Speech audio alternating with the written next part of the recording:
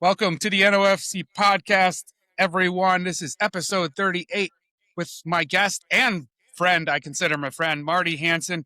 The title of this episode is going to be Getting Out of Life, What You Put Into It.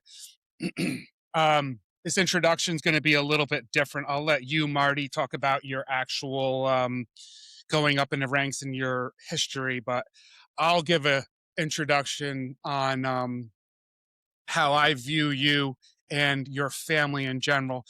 Marty's been one of those guys I've always highly looked up to and respected. We just talked about before we got on the air a few things going back in time. This is how, when I think we talked about either 2000, he said it was definitely after 2004. I want to say 2005, 2006, when Marty was a captain. His son, Troy, who's now a Pennsylvania State Trooper, did a ride along with me, and that I came on in 2000, so I had 5 or 6 years on, enough time to know what I was doing. But I remembered feeling very uneasy about having the captain's son with me in the car. I was scared, but it ended up well, and now he's doing well in Pennsylvania. We'll talk about him and your other son, Troy, who's currently with the New York State Police. And actually, for the first time, probably, Marty, we're going to talk about your wife, who I adore equally as much as you. Marty's been a supporter since literally day one, not only with this podcast, but everything I've done, from photography to dog training to my trailer. And he's just been one of those guys that shows up. And I didn't know how to name this episode, but this is how I view you, Marty, is you're the type of person that you get out of life what you put into it, and you put in quite a bit. So first and foremost, I want to say thank you. We've had numerous conversations at the gym with prior guests. In fact, you put me in touch with Ed Rasso, guest 29, out of your recommendation. Not that I wasn't thinking about Ed, but when you put together as a DT I wanted to do in physical fitness, and you recommended him, and that just came across as absolutely amazing. So first and foremost, thank you for everything that you and your family have done for me and my family, and welcome to episode 38, Marty. Well, thanks, Jake. Thanks for having me. First of all, the podcast has been great, and I think you said this is 38, and I've seen and listened to just about every one. I might have missed one or two. I have to go back and try to catch those. A lot of those guys I worked with that you've had on, great guys. Some serious ones, some funny ones, some very informational ones. I am still puzzled how Bill Javine crashed 8 troop cars and became an EVOC instructor. And you had him on. But yeah, all good stuff. A valid point. all good stuff. And I've enjoyed the podcast. Thank you. So, as far as an introduction, I grew up on Long Island. I'm an Orange County transplant. Lived in a town in Lindenhurst for a few years, and out in a small town, Mastic Beach, which when I first moved out there was a small rural town. Since then, it has grown tremendously, and just very similar to Orange County. I came here in '83, and it's grown tremendously, since then. Went to went to high school out there, William Floyd High School. As a kid, I was always, you had mentioned about sports earlier, and growing up in the late '60s, early '70s, you're always outside, always doing some type of sports, and baseball, softball, wiffle ball, football. I had a basketball hoop in front of my house. We used to in the woods in William Floyd Estates. There was a pond there that would freeze in the winter, and we drag our hockey stuff half mile into the woods just to play hockey on the ice. So your main transportation was a bicycle. Your parents didn't drive you anywhere. You got on a bike and went to your friend's house. So I grew up there. It's my parents, 2 sisters. um, my father was a little league coach, which kind of inspired me to get into coaching youth sports, and I think the first little league team that I coached, I think it was 16 years old. So we weren't very good, but I had fun, did a lot since then. Um, but yeah, growing up there and a lot of the sports weren't organized sports like they are today. I mean, I always wanted to, play football. We didn't have a youth football uh, program at the time. There was no youth football program. You couldn't play football until you got to like eighth grade. Yep. Uh, so around seventh grade, a couple friends of mine started, wanted to run cross country, and uh, kind of talked me into it to run, which I thought was kind of strange, but I took a liking to it. I ran cross country, and then winter I wrestled, loved wrestling, um, and did track in the spring, and I had some success early on in running and in wrestling, but when I went into high school. Um, I had a cross country coach that was just a phenomenal person. Uh, Probably the one person in my life that influenced me more than anybody, and not just Wow. me, but um, literally hundreds of people. I mean, he was just a great guy, great motivator. He's up until well, he passed away a year and a half ago, but up until then, I would drive down to Long Island and take him out to lunch. I'd send a group text to my teammates, and we'd say, "Hey, I'm taking coach out to lunch," and they 6 or 8 of them would meet me there and join us for lunch. And he loved it. He was blind at the time because he was getting old, but really had an influence on me and several other people. Not just making you a better athlete, but making you a better person. Be better today than you were yesterday. And like I said, had a lot of influence on a lot of different people. He reminds me of, the great, Alabama football coach, Nick Saban. I mean, if you ever listen Yeah. to Nick Saban, his, Yeah. every once in a while, I'll just YouTube some of his interviews and speeches, he was a guy that had so many great players, but, demanded them to work hard, demanded them to be accountable, demanded them to be on time, and looked out for them not only just as football players, but as productive people in life after football. And Yeah. remind me a lot of my high school coach that I had in high school. So when you know first had him as my coach in ninth grade, we had successful team. We were state champions. My ninth and 10th grade. He he made you keep a log as your miles that you ran.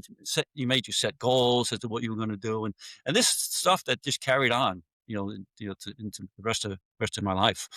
Um, and again, not only was he concerned with you being an athlete, but being a better person. I mean, I've never seen coaches do this, but he would have a form with each 8 periods for school, and you have to put your teacher's name in there. And he'd say, he on the top of it, he would say, as a coach, as this person, Marty Hansen on my team, I'm concerned with his behavior, his attitude, and this, and you had to have each one of your teachers write something there about Huh. how you were in their class. And Wow. when you got your report card, he was the first one you had to show your report card to. I was more afraid to show my coach my report card than I was my parents.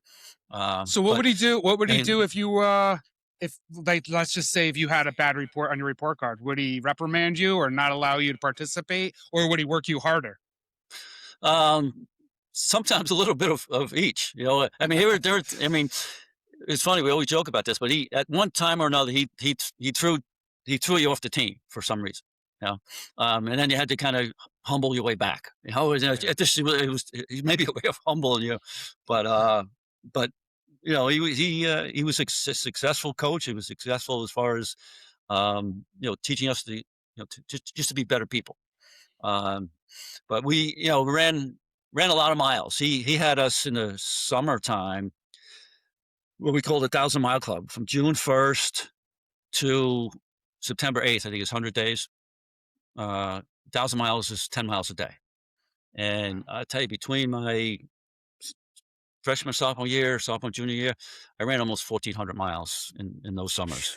Average, so, averaging almost 14 miles a day that I ran. A lot of high mileage. And Yeah. again, you know, he, um, he wanted you to, just get better. Yeah, every day at everything. And so he had a lot of influence on me. Um, there was some other people in my life that had some influence on me as doing the right thing. Always Yep. trying to do the right thing. The summers when I was in between, when I was going to college in the summers, I worked for a guy, Nick Bohoris. He owned a Smith Point construction company in a town in Mastic Beach there, and just a hardworking guy that treated me, him and his family treated me very well. And I think it was because, hey, I was over there, I was there on time, I was always there, I was always working hard, even though in the beginning I knew nothing about construction. I learned a lot. Yep. But he was another guy and a true patriot. This guy, true patriot. I mean, loved the country. And again, there was a lot of you learned a lot from people like this. Even college coaches and stuff. You just um, you learned a lot from those type of people. Yeah. So going back to high school and your track career, what was your discipline? What'd you do? Obviously, it sounds like you were doing some distant running. Yeah, I was a distance runner. Um, And, I liked wrestling. I wrestled up until ninth grade, but, quickly found out to be successful in distance running, it's all year round. I mean, Yeah. it's not something you could do a season at a time. And I had set goals. I wanted to be a state champ. Um, I fell short. I finished second in the state. But um, but again, that coach made you set goals, and that again carried on, to later in life when you wanted to accomplish something. You set out a plan as to how you're going to do it, and you execute that plan. And you work hard to get ahead. Yeah. So talk about that real quick. So because you came in second place in your in high school, but you continued on to college, and then you Yeah. achieved something pretty cool. Where'd you go to college, and what is it that you accomplished in college? All right, so I wound up at a community college in Pittsburgh, Allegheny Community College, and how I wound up there was we at the end of the summer, our team we went to a cross country camp in Stroudsburg, and a coach from Allegheny Community College would be there as a guest speaker every year. A guy by the name of Sam Bear. Sam Bear was a world class miler back in his day, sub 4 minute miler, um, and I just took a liking to Sam Bear and the athletic director there, a guy by the name of Neil Cohen, um, and I liked the idea of you a coach that ran with you every day, and a world class runner that ran with us every Yeah. day. Um, so I wound up there, and we had a great team there. It was a junior college, but we Yep. we were national champs a couple years. I individually won a national championship. Again, not a big deal. It's a junior college, but the good thing about being there at Allegheny is the coaches they had a lot of connections with other colleges when you were done there. Yeah. Yeah. Um, and but we had a phenomenal team there. I mean, we had uh, community college, but we had three Kenyans. We had two from Ireland, one from Great Britain, one from Norway. A bunch of guys from New York, a bunch of guys from Virginia. Um, Nobody from the community on the team. Oh. Community college. Uh, but yeah, we won a couple of national championships there. Had some great experiences, traveling around and different campuses throughout the country, really. And from there, I went to St. John's University in Queens. Um, I got a coach that also recruited me out of high school for running, and I went there and a couple of really good runners there. We had real good Ross Donahue, who was a sub 4 minute miler, kind of another world class runner. That we distance running in Queens was tough. You know, Yeah, I bet. surprise, I bet. surprise, Yep. nobody got hit by a car. Um, Yeah. but but I liked it there. A little closer to home. And you're back to high school. You had mentioned my wife earlier when we were chatting before. That's where Yeah. we met. We met in high school. Oh, Uh, I did not know that. and yeah, we met. And there's a story behind that too. But she won't let me tell the story because she has a version of it and I have a version of it. But she picked me up hitchhiking. Her and the mother picked me up hitchhiking. That's really how we met, and we wound up going to the prom that year, and then we got married right after college. Really, so we kind of grew up together and moved way after the state get commanded academy. Couldn't go to Long Island, so I wound up here in Middletown, and we moved here and been here since 1983, with the exception of 1 year that went back to Long Island, but just came back real quick. Yeah. So then, at what point in your life did you think about policing in general? And was it always the New York State Police, or did you just want to become a Mm, police officer? What's the background behind that? Anybody in your family? What sure. drove you to want to be a trooper? Yeah. Well, ever since I was young, I had I had an interest in law enforcement, and growing up, there were the police shows were different than they are today, which you see in Yeah. like live stuff today. Yeah. Yeah. Yeah. So Adam 12, Columbo, Dragnet, they're probably way before your time, but those are things I was I've interested heard in. of. I've heard of them. Heard of them. Even Batman and Robin. Right? It was always whenever there Yeah. was the good guy, catching the bad guy. It interests me. Yeah. Knowing, I had no relatives that were police officers. My father was in the army; he was an MP, but never did the police work that we do here. Yep. Um, so, and no, the state police wasn't my really the first. I didn't know what a trooper was growing up. Yep. Being on Long Island, I really didn't know. Yeah. But uh, when I graduated college, I had to find a job. So I actually went back to the construction company because I didn't have a job coming out of Yeah. college, and worked for him for really about a year. And I was taking all kinds of tests. I took the state police test, obviously. Suffolk County, Nassau County, New York City. Corrections was test. I mean, I think I took the post office test. I just to get used to Yep. taking that type of test. Not that I was interested in all those things, but Yep. um, so the time came when I got had my background being done by the state police and New York City police at around the same time. So and again, I really didn't have any. I had no idea really what troopers did, Yeah. I did talk to a couple of guys from New York City police, and I said I kind of have this dilemma. I might go to have an opportunity to go to state police or city police. And then being city cops told me, don't go to the city. If you have an opportunity to go to state police, go to state police. Yeah. So I did. Wound up going state police in October of 1982 into the academy. And the funny thing is, I I didn't know what to expect. So Sure. I walk in there and um, when I went to college, community college, and when I was at St. John's, they didn't have dorms at the time, so it was I lived in an apartment the whole time I was in college. So I go to the academy, and there's dorms. It's dorms. It's going to be a good party. It's going to be fun. It wasn't fun, Yeah. uh, but one of the things I found out right away with the state police is that it's a special group of people. You're with an elite group of people, and that's really with all police officers. Um, we're in a noble profession. We're in a profession that 99% of the population won't do. They don't want to do. No, Well, what other and they can't do it. can't, what other profession do you wear a bulletproof vest to go to work every day?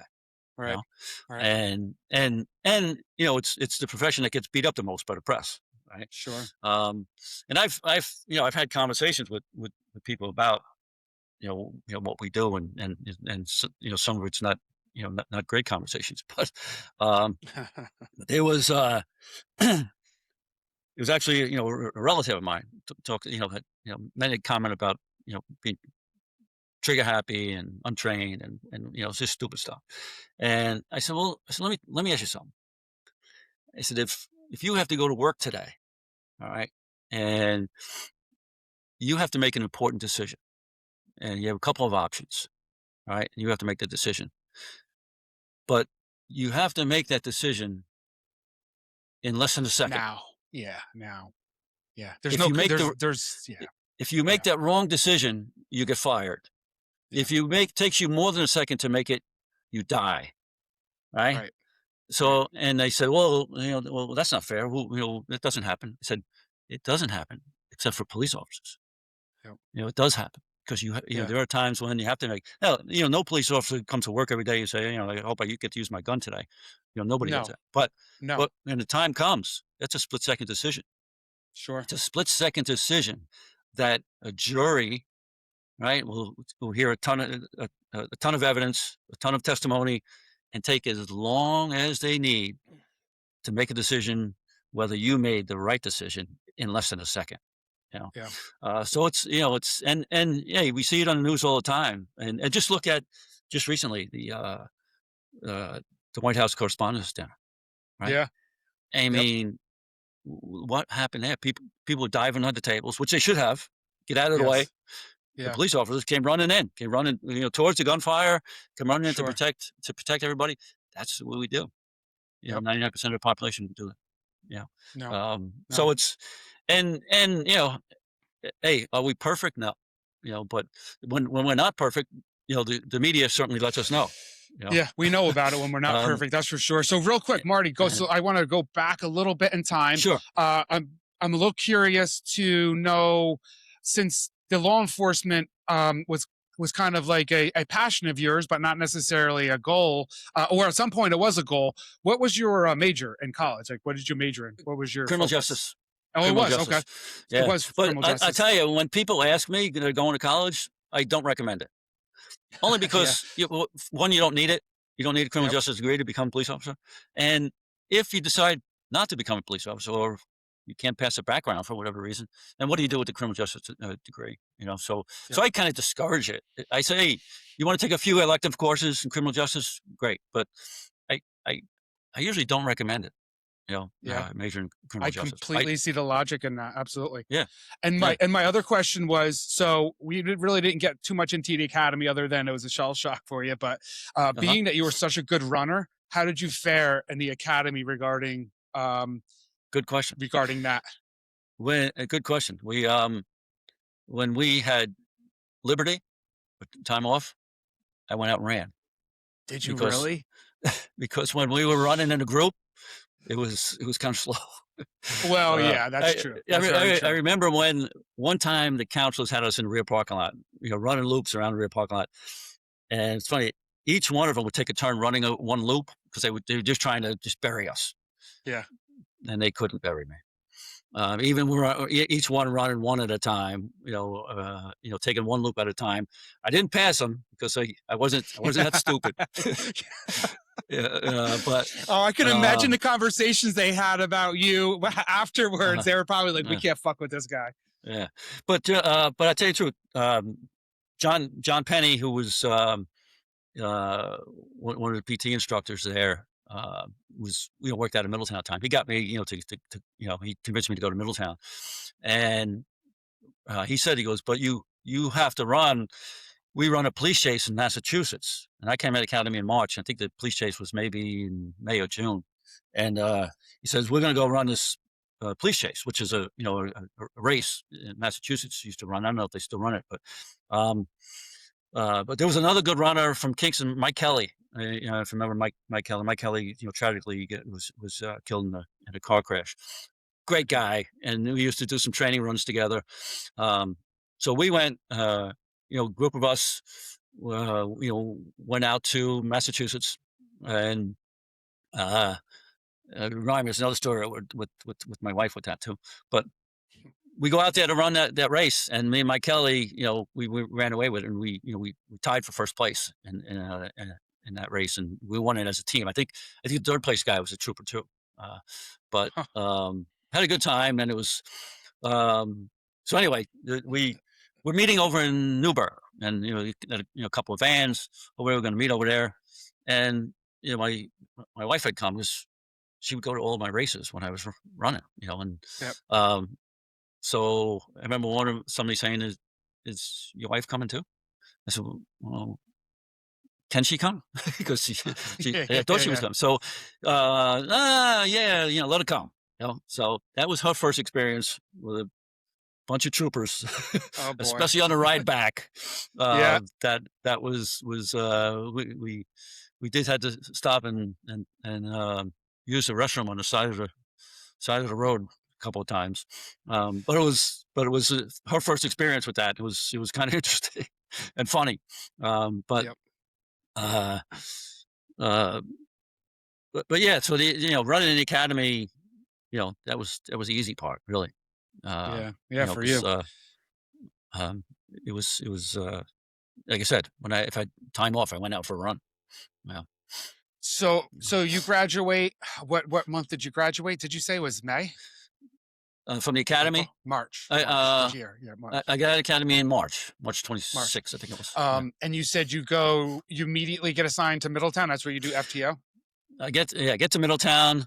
Yeah, FTO, of course, back then it was your senior man, we didn't, which was the FTO Yeah. program at the time. Yeah. Um, but Middletown, we had a great group of guys there. And you'll recognize some of the names of guys that I worked with there: Johnny Melville, Joe Yeah. Tripotto, Eddie Rasso, Jim McDowell. We Yep. had, just a great group of guys that worked there that really helped you out, and you go to battle with any one of them, if you had to. I Yep. worked a lot day for day with Eddie Rasso, great partner to work with. You never had to worry about your back with him. Yeah. Um, Middletown was a great station, and even we think about where we work, zone two. Yep. Um, and I've been to, I worked in other troops, and everybody, says they're busy, and they are, busy, but there's nothing like zone two in troop battle. No matter where I was, there's nothing Yeah. like. I mean, just think of Yeah. just think of the major highways that go through this zone. Yep. 84, 17, Thruway, Palisades, and Yep. you work the truck detail, Yeah. commercial vehicle detail. There's a lot of bad shit that travels on these roads too. Uh, Absolutely. 100%. Yep. a lot that They're people don't know about. all the Um, main veins, yeah, that get run through New York pretty much run through here, except for there's a few upstate, but yeah, yeah, it's definitely a uh busy spot. Um, and so so then zone what do you excel at as a trooper? so What's your favorite um, thing to do? well, going back to If, uh, zone two, sure, go just to ahead. give people an idea. Just I work with a lot of great people, and a lot of great people come out of the zone. I mean, you think Yeah, about. I think we've had five superintendents or acting superintendents. You had Jim McMahon, John Melville, Preston Felton, George Beach, Keith Collette, all worked out in either Monroe or Middletown. yeah, I mean, I don't know if yeah. there's any other zone in the state that had five Produce that superintendents many. Yeah. come out of that one zone. Um, all right. So, what was your question about what do I excel at? Uh, Or what did you excel at, or what was your favorite thing to do, or what intrigued you the most? However you want to break it down. um, putting handcuffs on people. Fair enough. Was a good thing to do. Um, Yep. yeah, I did a little bit of everything. You wrote your tickets, you made your arrests, you made a DWI Yep. arrest. You treated people the way you wanted to be treated.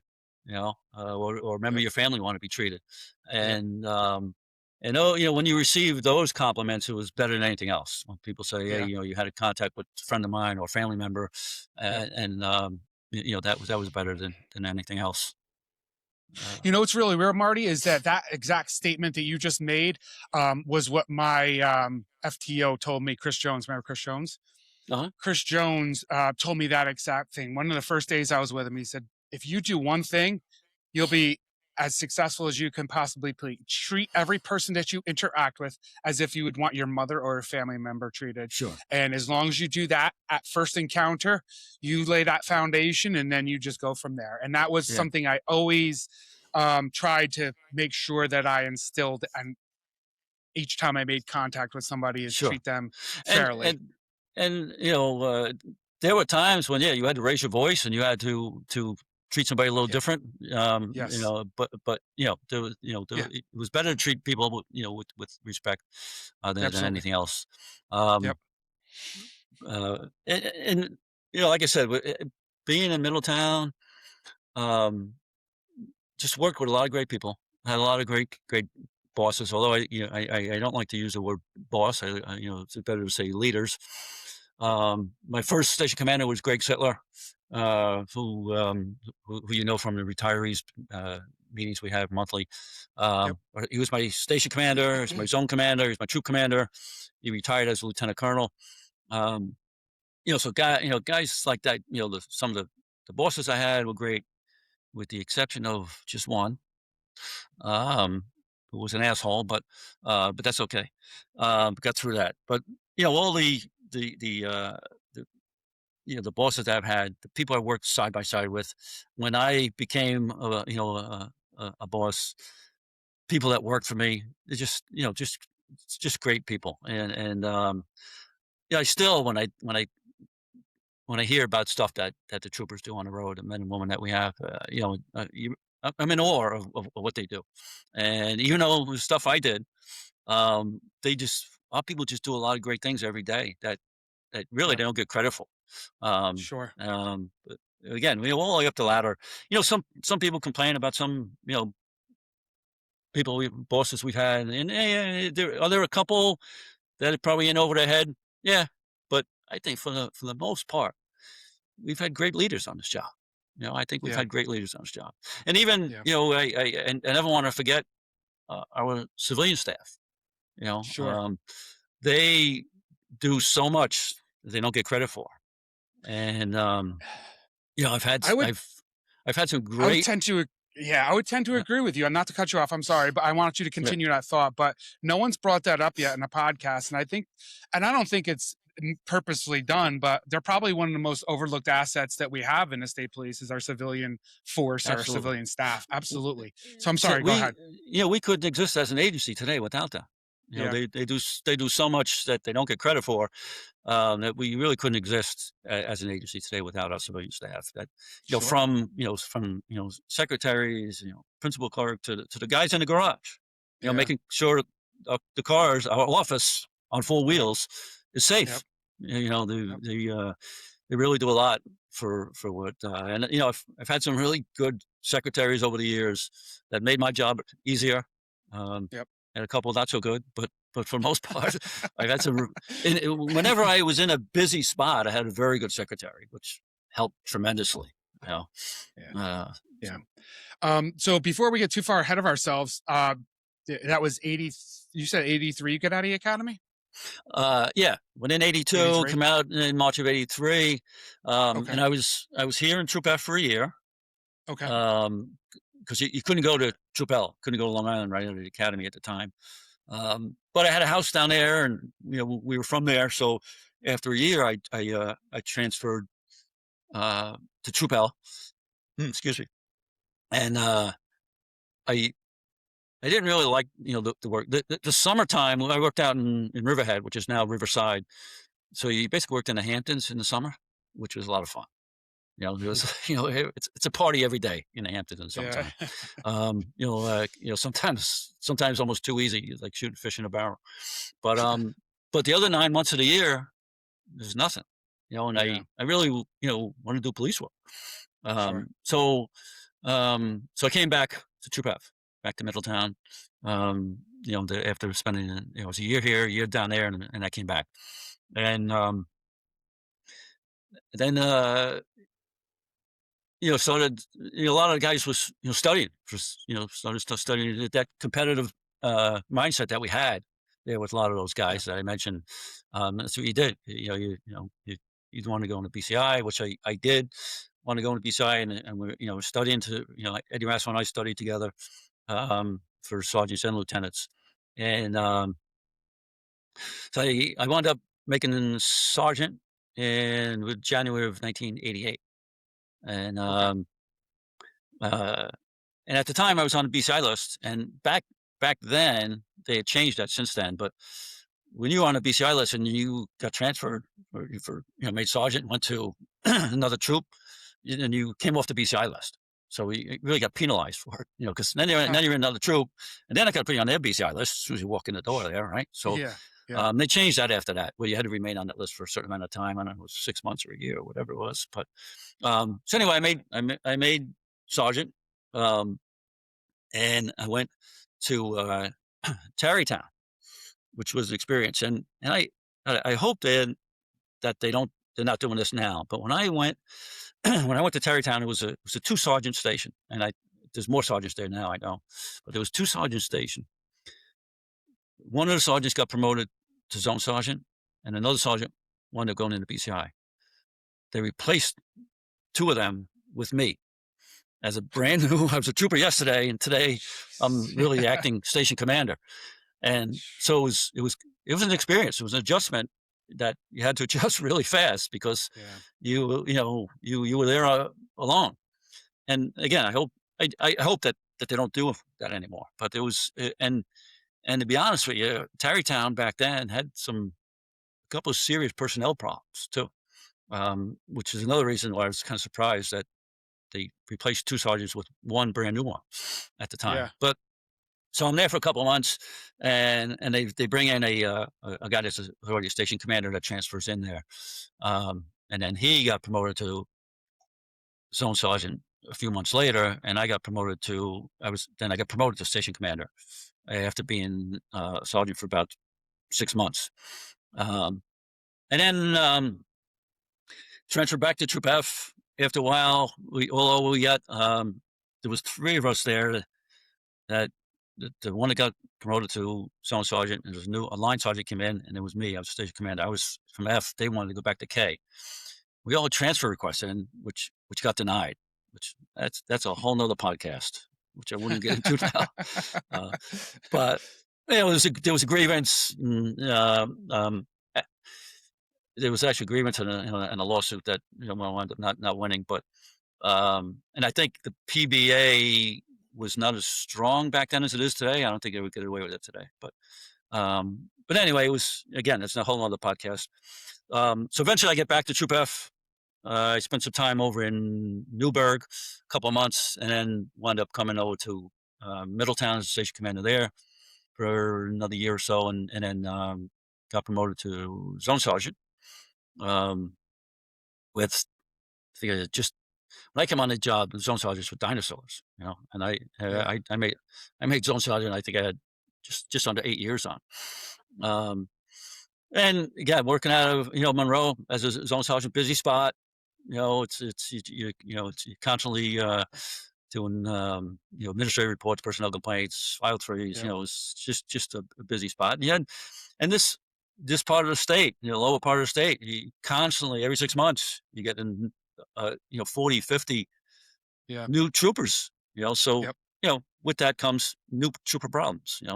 Breaking Yeah. guys in, and there's also it was a revolving door for sergeants too that were getting made. So which made it busy. You know, Yep. uh, Yep. but and then like came time to study for lieutenant again. A lot of those guys that studied as sergeants, and again I studied with Eddie Rasso for lieutenant, and he got promoted to a lieutenant in 1993, August of '93, and got sent to Albany to division traffic, and a major there, Craig Masterson was a real hard charger, to say it nicely. Good guy, Craig was a good Yeah. guy, but Yeah. he was a little crazy, but really took me under his wing and taught me a lot, which helped Yep. me tremendously. Not knowing, but I went back there as a major, to division Ah. traffic, and that helped me tremendously when I went back. The time I spent there as a lieutenant, Um, and then after being there for only 13 months as a lieutenant, I came back to troop. Um, at the time, and I don't know, when I came on the job, lieutenants were zone commanders. They were in the zones, and there were three admin captains at troop. I don't know what three of them did because I did the job one cap, but Yeah. uh, but they changed that right around the time I made lieutenant. They switched that. They put the captains in the zones, which I think is a great idea. Yep. But what was a bad idea was put the lieutenants in troop. So when I came back after I spent a couple months up in zone one because the captain up there was on a special assignment for a while. But when I came back, that was probably, I mean, it was a bad decision, and I think they realized it was a bad decision to put the lieutenants there. Um, I came back there and just three of us, me, Kenny Caulfield, and George Beach, and you were in an awkward position because now the zone commanders, captains who were out in the zones, and if they had something that was going on, they had to let the troop commander know, the major know. They weren't talking to the lieutenant, the captain on talk to the major. So Yeah. you were sitting there. It was the major's office and the secretaries, and you were the next office over, and you really didn't know what was going on. In the zone because Yep. nobody told you. The captain's not going to call and talk to the lieutenant to talk to the major. He's going to talk directly to the major. Just the order of our rank that we have. So it's just an awkward situation. And I'll tell you one quick story. When I was lieutenant there in Middletown, there was something happened.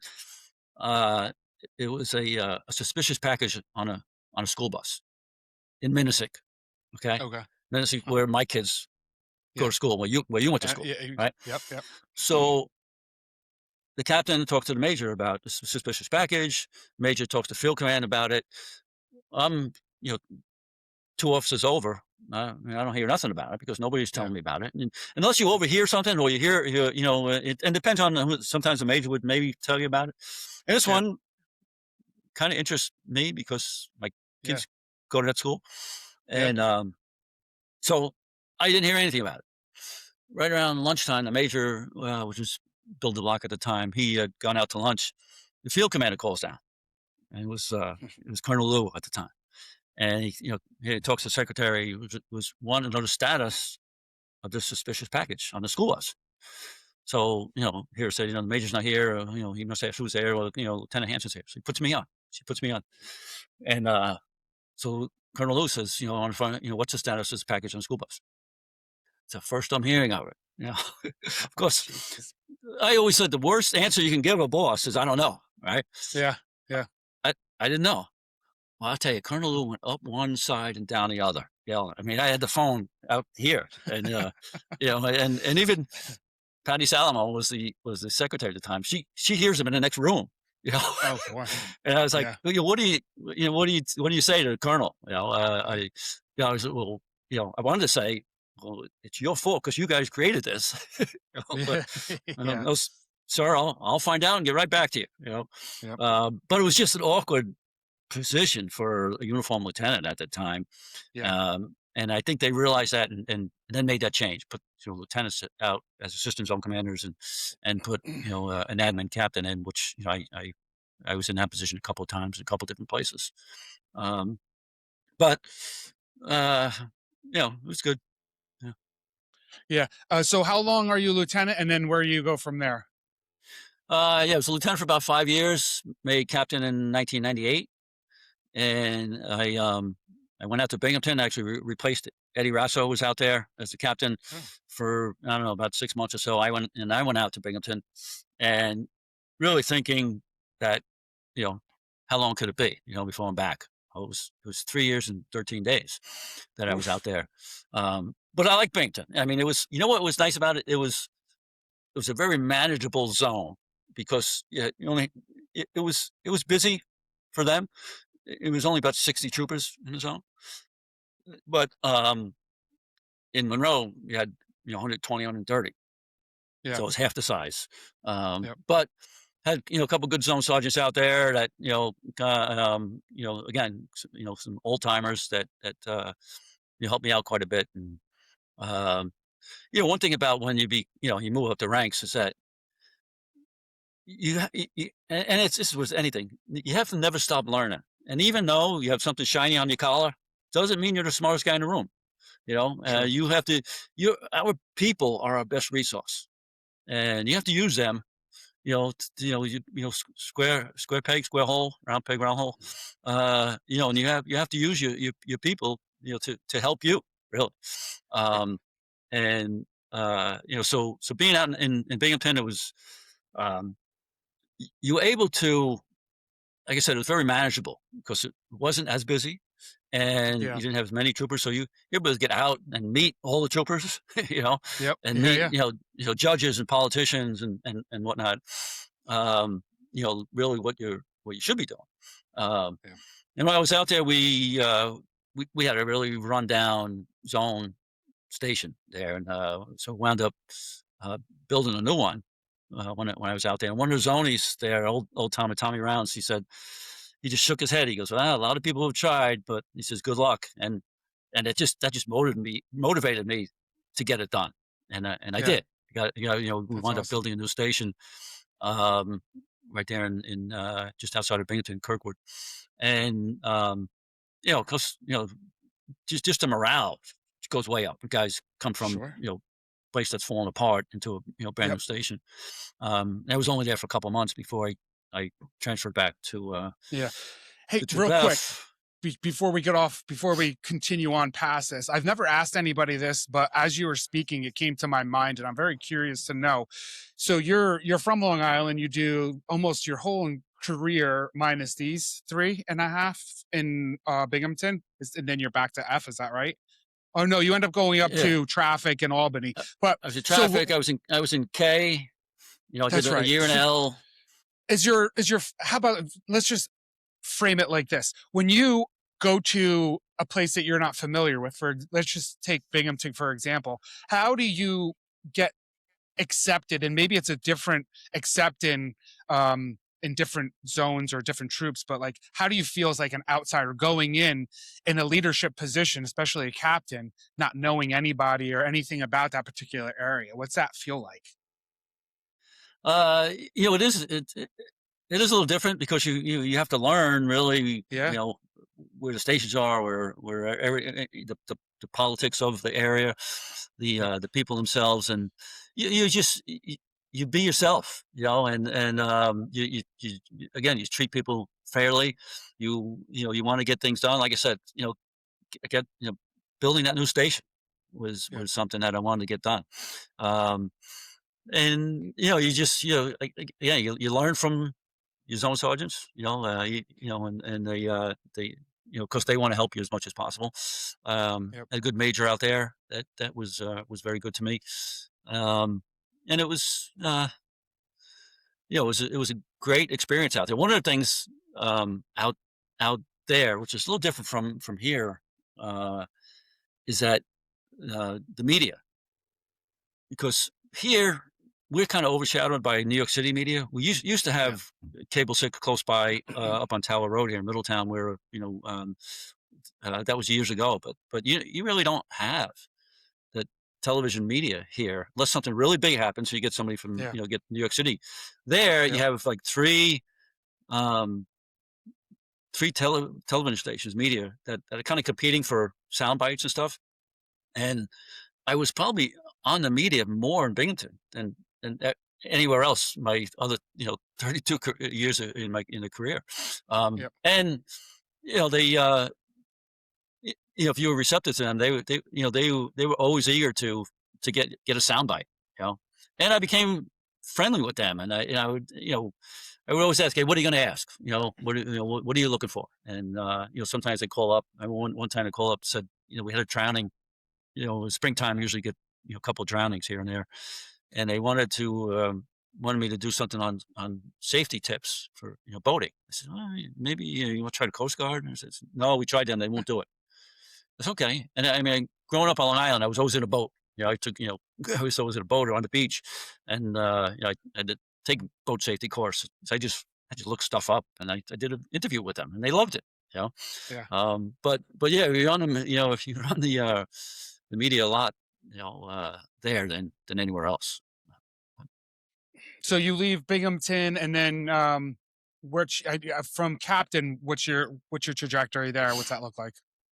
All right, so I come back to Middletown about Hmm. 2 weeks before 9/11. Oh, And I'm the admin captain. Al Martin was the major at the time, and then 9/11 happened, and of course, that afternoon we sent 500 troopers down to Manhattan. I Uh, was one of them. Yeah. yeah, which Yep. was just a crazy time at the time. Um, Yep. so I was the admin captain there, and one of the things, when I was in traffic, um, talking about 9/11, just I just thought of this.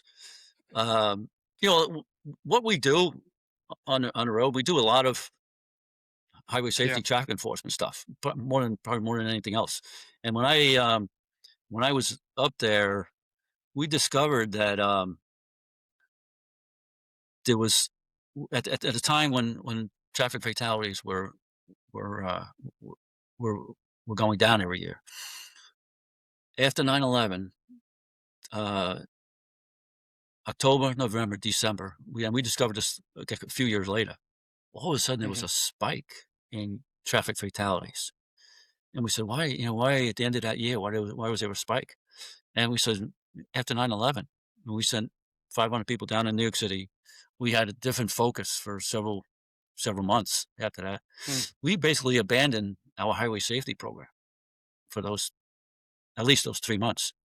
Yeah. And during those 3 months, compared to the year before, 122 more people died on our highways in the state.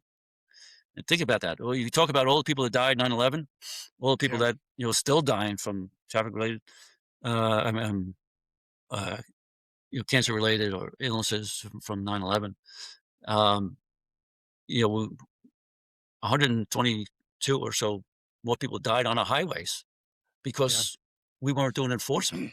Yeah, and it's funny. I And actually recall that. I remember that. yeah, and when you think of do what we do out there as far as enforcing traffic laws, does that make a Yeah. difference? That's Yeah. proof that it makes a difference. Because when we didn't do it, Absolutely. more Yeah. people die. You know, Yeah. I um, wonder what that percentage was, in relations to our area, how much of a percentage of rise that was. It's probably significant, as well, as far as that's concerned. yeah, we figured over those 3 months, it was man, it's statewide, it's about Yeah. one death a day more than we had the year Yeah. before. You Wow. know, That's because crazy. we weren't really enforcing the vehicle traffic law, that as Yep. much as we have, Sure. because we have a pretty robust highway safety program, and of course, when I made major, that's where I went. I was the major in division traffic, Yep. and uh, I mean, working at a headquarters is it's an experience. But I'll tell you, if I had to pick a major position in that building, I would take the traffic position. You have your Yeah. own like command there. You're not working for some colonel, doing menial stuff. You had your own command, and then we actually got a lot of stuff done there. We had people, and a lot of the people that were there when I was a major were there when I was a lieutenant. You know, 14 years earlier, Yeah. and they really have done a tremendous job. We've had representation on a national level out of that office. Commercial vehicles with a lot of highway safety stuff with DWI and I being a major in traffic, I was on the International Association Police Highway Safety Committee. So you got some good travel out of it. Yeah. You traveled and had these the conferences and meetings all over, and with other colonels and higher ups from all over the country Mhm. and actually the world. We had I think it was a highway safety guy from Brazil that used to come to Huh. that interesting to to to talk to people like that too. Yeah. So what year do you make major? And then I think you uh, you retire as a major, right? I did 2012. I yeah 2012 I made major. Um, and got sent up to Albany to traffic. and I just hit 30 years on, which was really originally I thought I would do 30 years. Excuse me. And then when they changed the percentage to I think 70% for 32 years, Yeah. it says I'll stay to 32. Um, and I could have stayed longer. I actually, to be honest, I would have loved to come back to Troop F and finish where I started. Yeah. To finish, I started as a trooper. It would have been nice to finish there as a major. But I hit 32 years, and then I I saw the writing on the wall. I probably wasn't coming back. you Yeah. know, Yeah. I had a couple conversations with the field commander at the time, and who I love. She's a great person. But when I said I'm looking to go back to Troop F, she laughed and said, "No, no, no, we need you here." Uh, And I made another run at her, and I said, "No, really, I'd like to finish where I started, Troop F, kind of like you did. You were in traffic, you went out to a troop." She then laughed again, said, "No, no, no, we need you to stay here." So I was like, "Well, I guess the field commander's not in my corner on this one." That's not the reason I retired, but I would have liked to come back here. But I saw, it was I could have stayed another 4.5 years, but it was going to be in Albany. yeah. Whether traffic or another promotion or whatever, it would have been Albany. And Yep. you know what? 32 years. I had a great run. Worked Yep. with some just great people, and I said, it's time to go. I left under Yep. my terms. I came home one day and told my wife that guess what? She said, "You retired." I said, "Yeah." Yep. Put my papers in. Um, so yeah. So it was and like I said, no regrets at all. Yeah. I enjoyed all of it. I would do it all over again. Again, just work with some tremendous people. Yeah. Um, You talked about most some of your more favorable positions and times. Um, if you would like to tell me what was your favorite spot or time frame, like if you can encapsulate it into a specific year or position, and then on the opposite, if you had a spot or a moment, I don't like to use the word regret, or if there's anything you would have changed in your career over the 32 years that you wish you could have done that you didn't do. um, that's a good question. I have to say, every rank had had its good points, and every rank had a couple of bumps in the road. Yeah. Um, but I enjoyed every one of them. Probably the most fun was being a trooper. Yeah. Being a trooper on the road. And one of the things I was interested in that you did was the canine. Yep. Um, and if I remained as a trooper, I would have gotten into the canine. I used to go Yep. with some of the canine guys when they would do demonstrations, and I would Yep. put the bite sleeve on Yeah. and go hide, and those dogs Yep. hurt when they bite. Yeah. Yeah, they do. Yes, they uh, do. Yep. I would go and do a demonstration, and I go off into the woods or something, and they track me, and then once they got close, they take off running back to where the crowd is, Yeah. and when the dog got close, you feed them the sleeve, and I Sure. was always worried about what if I trip, and my leg goes up in the air instead of the arm with the sleeve, and I get bit, but you feed them Yeah. the sleeve, and of course you've Yeah. probably done it. I mean, Yeah. of course, I didn't bite through it, but your arm was black and blue the next day from Absolutely. the bite. It hurt. Absolutely. Yeah. But I had an interest in that, and then I studied Mace Sergeant. Yeah. But that was a lot of fun being a Yeah. trooper. Some fun moments, some serious moments, some change of shift was a lot of bantering back and forth and stuff. It was good. Um, Yeah. and yeah, really each rank had its special moments. And even when I came back, when I was the admin captain in Middletown, Eddie Rassa was a major, Joe Giapoto was the BCI captain. So the three of us worked as troopers together. Now we're running the troop. Yeah. So that was a great period of time too. That we were both, all three of us were there, working together again. After I mean, at various points during our career, we obviously crossed paths and different things, but um, uh, I don't know if I could say I had a favorite if it was a favor, it would probably be being a trooper, you know? I Yeah. mean, I always Yeah. say, "We're always troopers," no Yeah. matter no Yep. matter how far you go up in the rank, you're always troopers. Um, Yep. but I think that was and, it was really a relatively short period of time. It was Yep. 4.5 years I was a trooper. Yeah. And sometimes I personally, I think that we in the state police, especially in New York State Police, that we we test too early. I Yeah. took advantage of it. My son took Yep. advantage of it, but Yep. um, I think sometimes we test too early Yeah, Seamus to get Lyons promoted. mentioned that in his episode. As far as promotions are concerned, Uh there should be some huh. more time on the road before. But uh huh. on the flip side, there are supervisors like you and your son Ross who excel when they get promoted early. I remember I had the opportunity, which is a unique opportunity, working with you both, and you as a supervisor. Ross was a trooper, and I remember going out doing searches for him with my dog, and he was always professional. Oh, he never had like I never went to do a search with my dog and was like, I don't know if we should be searching this car. It was always like he dotted his I's and crossed his T's, and everything was the way it was supposed to be. And it shows now in the position he's in. We spoke about this earlier. I don't.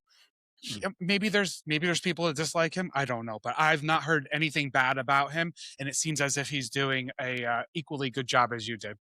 uh Yeah, and I I check every once in a while with some different people, and they say the same thing about Ross. And Ross is always very focused on everything he's done. Um, he's on a mission. He's gonna complete the mission. Yeah, He just very focused. Uh, like you said, crosses his T's, dots the I's, and yeah, he and if we gotta want to get into talking about my 3 sons. yeah. Let's talk Um, about him.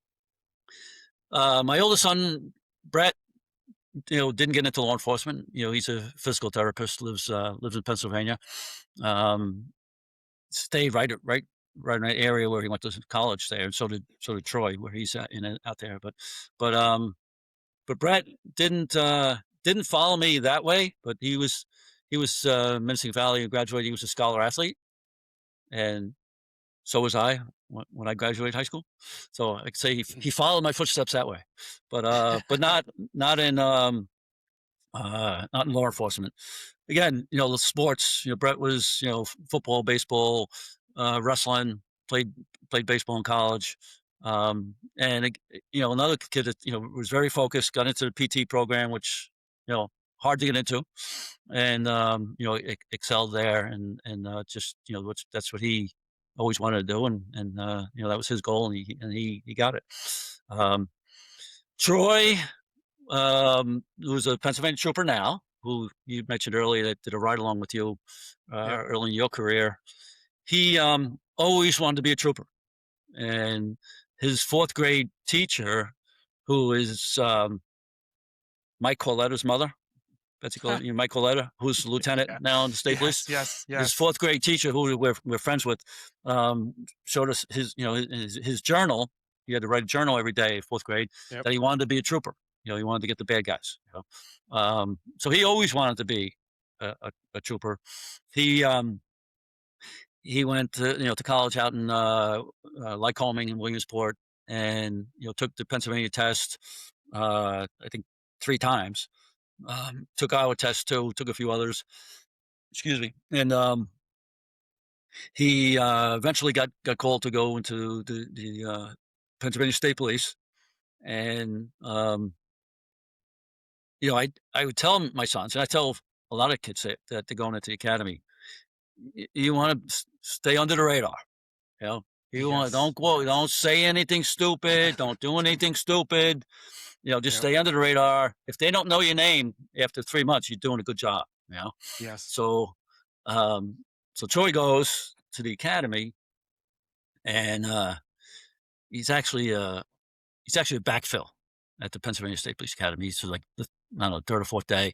He's backfilling. He gets there, and he gets at it again. Troy's a pretty big kid, He gets out Yeah. of the car and he gets his second guy in line. The guy in front of him is a guy by the name Marty Bibler, who played pro football. He was Ah, on a he was on the Miami Hurricanes, a lineman on the Miami Hurricanes when they won the national championship. Big guy. Uh, but Troy said, he goes, I'm staring like in the middle of his back, and he said, I'm going to be the smallest guy here. I know it. 'Cause this guy was huge. um, yeah. so they get, they go up to a table and he's got a bag of, stuff, and let's open the bag, Hanson. Let's see what you got here. So the one trooper says to him, he says, Hanson, what'd you do before you came here? So he's like, man, they must have been watching me or something. So he says, I walked my dog. So he says, what do you mean no, what'd you do for a living before you came here? Right. So, yeah, then of course they say, yeah, by the way, what kind of dog was that? But Yeah. Yeah. so he tells me this. I said, Troy, I told you. The first question they ask you, you fucked it up, you know? So, uh, so he did very well in the academy, and he became a trooper and wound up staying right in the same area. He got stationed to the same area where he was living at the time, out where he went to college. And about maybe 6 months later, he got called for the New York State Police. Or maybe it was Wow. even less than 6 months. And he was like, he had a house, he had he had a dog, he had a job, Yeah. I don't know if he was married at the time, Troy, or not, but he was with the girl he married, and he, I, I don't think he was ready to go to another academy again. He wound up Sure. Yeah. wanted to turn it down and stay in there. And let me tell you, I think Yep. Pennsylvania State Police Academy is tougher than ours. Really. It's yeah, I tell you, one of the things that they do back years ago, the Garcia decision, the Garcia decision was a federal case, for where if you work over 40 hours a week, you got to pay overtime. Well, when we're in the academy, we work more than 40 hours a week. Yeah. So Yeah. when the Garcia decision came, they had to now schedule you for 40 hours a week, and everything else was voluntary, voluntary, Yeah. right? Yeah. So, um, but in Pennsylvania, how they get around that is like we get sworn in first day, right? Pennsylvania, you don't get sworn in until the last day, right?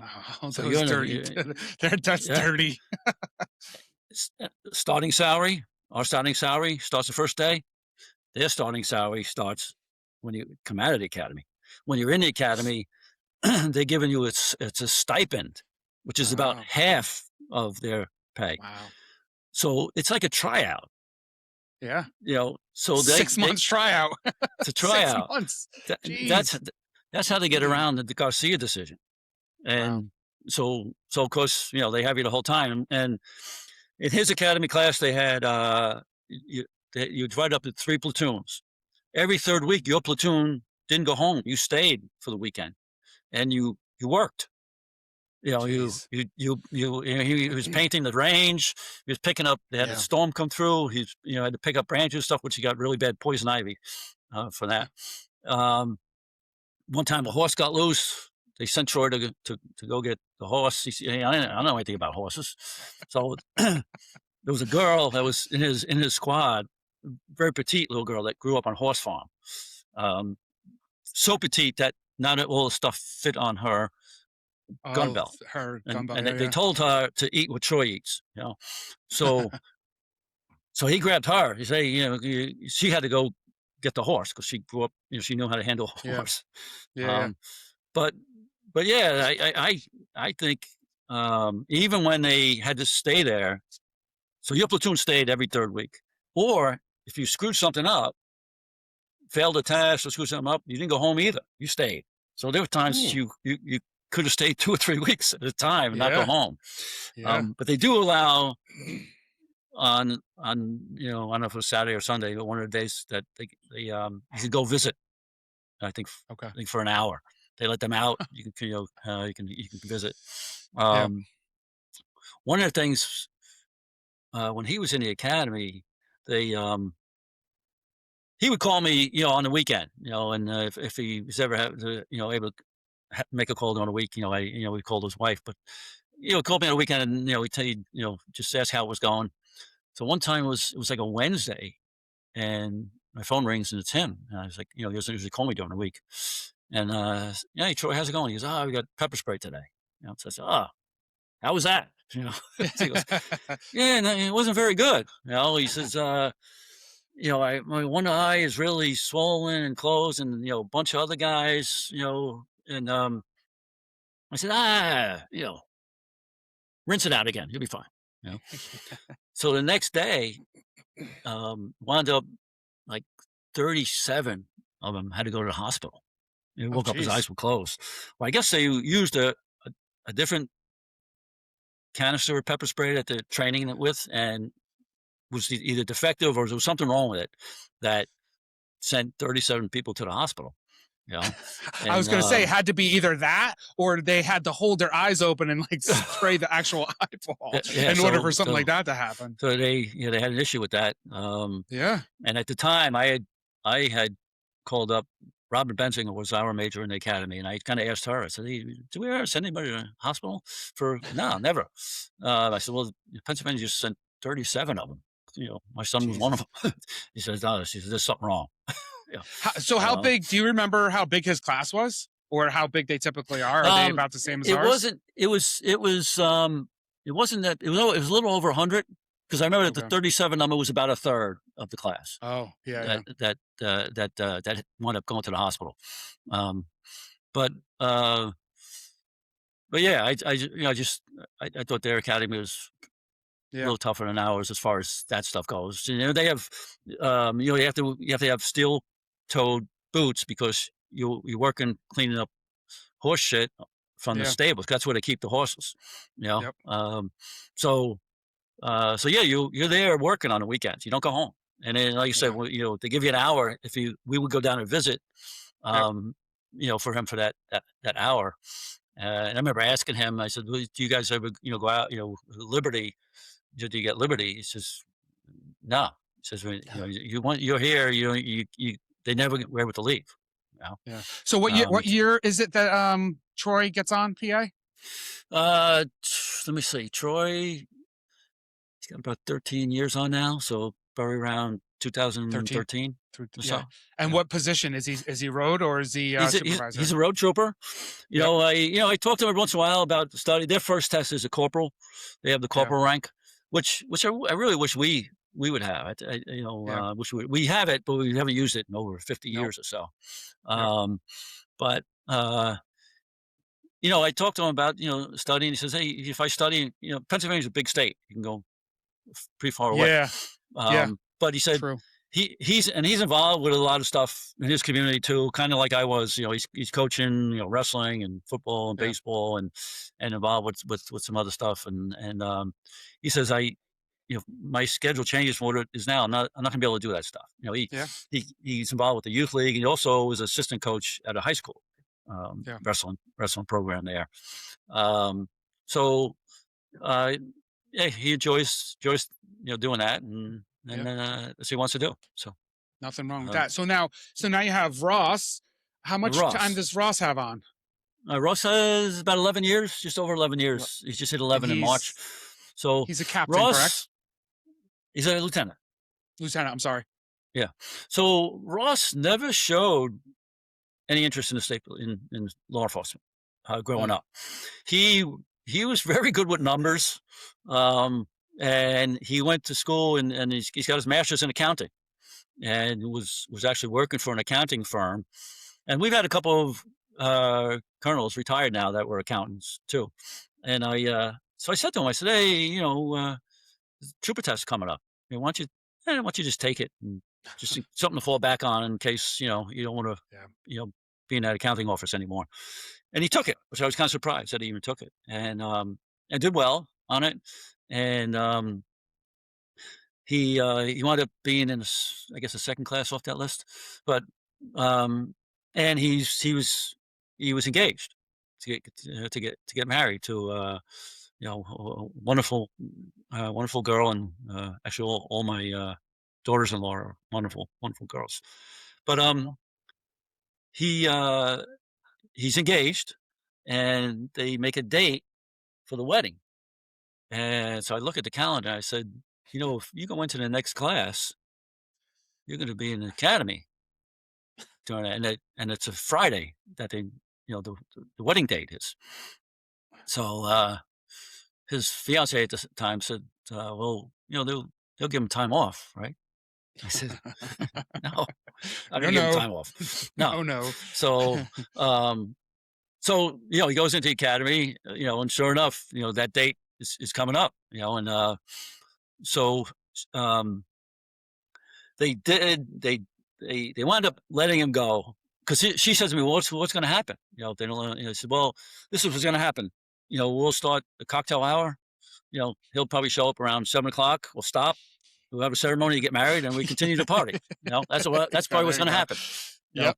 so it winds up they were scheduled for a test that Friday, radar test, I think it was. They let him take it Thursday, and they let him go home Thursday. Oh, So wow. Cool. without any influence from me, which I was glad. Yeah. But they didn't. A funny story about him in the academy. He, they mess with you with different things. You have to take you have a water bottle that they issue you, right? I don't know if you Yep. had one when you went through. I Yep. didn't, Yep. Yep. um, but you have to take it home every weekend to wash it, Oh, right? yeah. No, we didn't. Uh, Actually, we didn't. No, not there's that. only No. there's only water, Yeah. but Yeah. they do that for a reason because somebody's going to Yeah. screw it up, right? Yep. Of course. so It's another thing to so screw up. Yep. right, and 200 people, Yeah. somebody's going to screw it up. Yeah. So Absolutely. Sunday night, his wife calls me. She says, Ross forgot. He's halfway back to the academy. Ross forgot his water bottle. He brought it home to wash it. Forgot it. Right? Didn't bring it back. So she says, "Is he in trouble?" I said, "Yeah, He's gonna be. yeah, he's in trouble." So she, what are they going to do? I said, I don't know. So a couple hours later, I get a text from um, the sergeant that's the BMO at the academy, who I know was a trooper of mine when I was in Binghamton, right? And he said, "I got your boy up on the stage. Forgot his water bottle." And he sends me a picture of a gallon jug that says on it, "I forgot my water bottle." I'm glad they didn't treat him any different because he was my son. But Absolutely. Absolutely. so he says, "Yeah, he's gonna carry that around all week." So Annie, my wife, says, "Oh my God, he's gonna be dehydrated. He's not gonna have enough water." I said, "He's gonna have more water than anybody this week." Yeah. Yeah. So It's gonna be the complete and opposite. the funny thing is, he said they were at the range that week and it was hot. So he said everybody ran out of water except me. Oh, that's hilarious. That's so, hilarious. um, but It's- but yeah, so he graduates the academy. Um, the shield ceremony. I gave him my shield.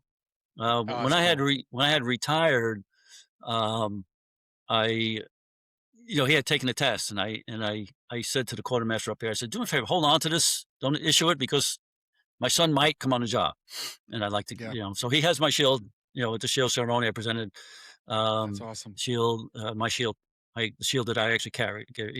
I gave it to him, Yep. um, and I had a small one made that I gave to his wife. And I also I went to Troy's shield ceremony and presented his shield that wasn't my number, but it was his. Yep. And I had a nephew that's on the MTA asked me to go to his shield ceremony and present the shield to him. Um, so anyway, the shield ceremony, presented him with my shield, and his graduation was very good. They do a very very good job with the graduations. Yeah. They do. They're really impressive. Um, Yep. so Ross comes out of the academy, he comes to Middletown, um, and does his thing there. He had two good FTOs, and got into a little bit of the interdiction stuff, um, and when it came up time to study for sergeant's test, he studied and came out on the top of the list on sergeants and lieutenants. when he studied for the lieutenant's test, and went to well, when first made sergeant, went to Wurtsboro. So he got lucky there Yeah. because they made a couple of sergeants, didn't make any for a while, I think. So I said it's a good thing because if you were far away, you would have been away for a long time. Yep. But so he got lucky, being in Wurtsboro, and then worked his way back, to Zone Two, and made a lieutenant. Went to PSB, I guess they call it now, which used to be Yep. IAB. Um, did some time there, which is always good experience to Sure. to do couple critical incidents that he's had to go to and whatnot. So that was a good experience for him. And again, and worked his way back here. He was in Middletown for a little bit, and then wound up in Monroe, Yep. which I told him it's a busy spot, and it's a busy spot. Yeah. Yeah. Yeah. Gets a lot of calls, and but hey, it's part of it. And you're going to learn so much being in a busy spot like that that Yeah. you can handle anything. Hey, real So quick before we transition here, as a retired major, you now have two sons that are in the state police. One as a lieutenant, and your other one now has 13 years on. Do you ever? And I think that you not only admire but raised your sons very well. And not only does it look like it, but I can almost guarantee it. But has there ever been a point where you have tried to either influence their decision making within the job or give them advice in a particular situation, regardless of whether they took it or not? You don't have to elaborate, but do uh-huh. you find yourself trying to, at any point, trying to give them advice on certain things? Uh, yeah, probably more Ross because he's here and I see him a lot more often. Yeah, But not a lot. yeah, Sometimes I would say, hey, when I was a lieutenant or so I did this, but I I want him to make his own decisions. yeah, And every once in a while he'll call and ask me something. yeah, Russ is kind of quiet. You know, yeah, yeah, he keeps a lot to himself. But every once in a while, he'll call and ask me, but yeah, not often. I mean, he makes a lot of yeah, good decisions himself. yeah, Um, and of course, when they with both of them being troopers, my wife would worry about them a lot, and absolutely. I'd say, "Well, did you worry like that when I was on the road?" Yeah, She right? said, "I didn't No. give birth. I didn't give birth to you," was her answer. Yeah. Yeah. I said, "All right, all right." Yeah, that's a valid Um, point. but So then let's, so every you have every once in a three. while, Troy. Every once in a while, I get a call from Yep. either Troy or Ross, Yeah. and especially Troy because he's still on the road, and Yeah. he'll tell me about something. He was involved Yeah. in a shooting one time, and but whatever, he'll tell me something, and I'll get off the phone, and she'll say, "What what was that about?" I say, "You don't want to know. Yeah. Yeah. Yeah. You Leave that don't one want to away. know. You don't want to know. Yep. Forget it." Yep. But no, go ahead. You were asking a question. No, no, that's fine. I was going to say now you have three sons, and let's talk about your extended family a little bit. You have some grandchildren, a bunch of grandchildren, huh? I have nine. Nine I have grandchildren. nine. I have nine grandchildren. Um, I say nine because we had nine. We unfortunately we have one that is an angel in heaven. I remember Um, that. That was a sad time. one of Ross's boys, born on my birthday, and unfortunately only lived 5 or 6 days. But we always count him, even when we Yeah. take a group picture with the grandkids. Somebody always Yeah. wants to hold his picture. Yeah. But they're hey, to keep me busy. Um, they're right now out of the eight, six of them are playing little league or t-ball, or so we try to get to see him as much as possible. Yeah. Um, What are the eight ranges of age between the eight? 2 to 12. Hope Wow, that was you fast. That is a uh, caring grandfather right there, ladies and gentlemen. There is no yeah. hesitation. You said it super fast. That is Yeah, well, I'll tell awesome. you, 12, 11, 9, 6, 2 at 6, um, and then 4, 3, and 2. Yeah. For all you parents and grandparents out there, step up your game. Marty Hansen got you on lock right there. That was amazing. All right, so Marty, wow, all that was I we talk a lot at the gym, and there's so much I didn't know about you, and that was very informational. I want to talk about things that you've gotten into post retirement.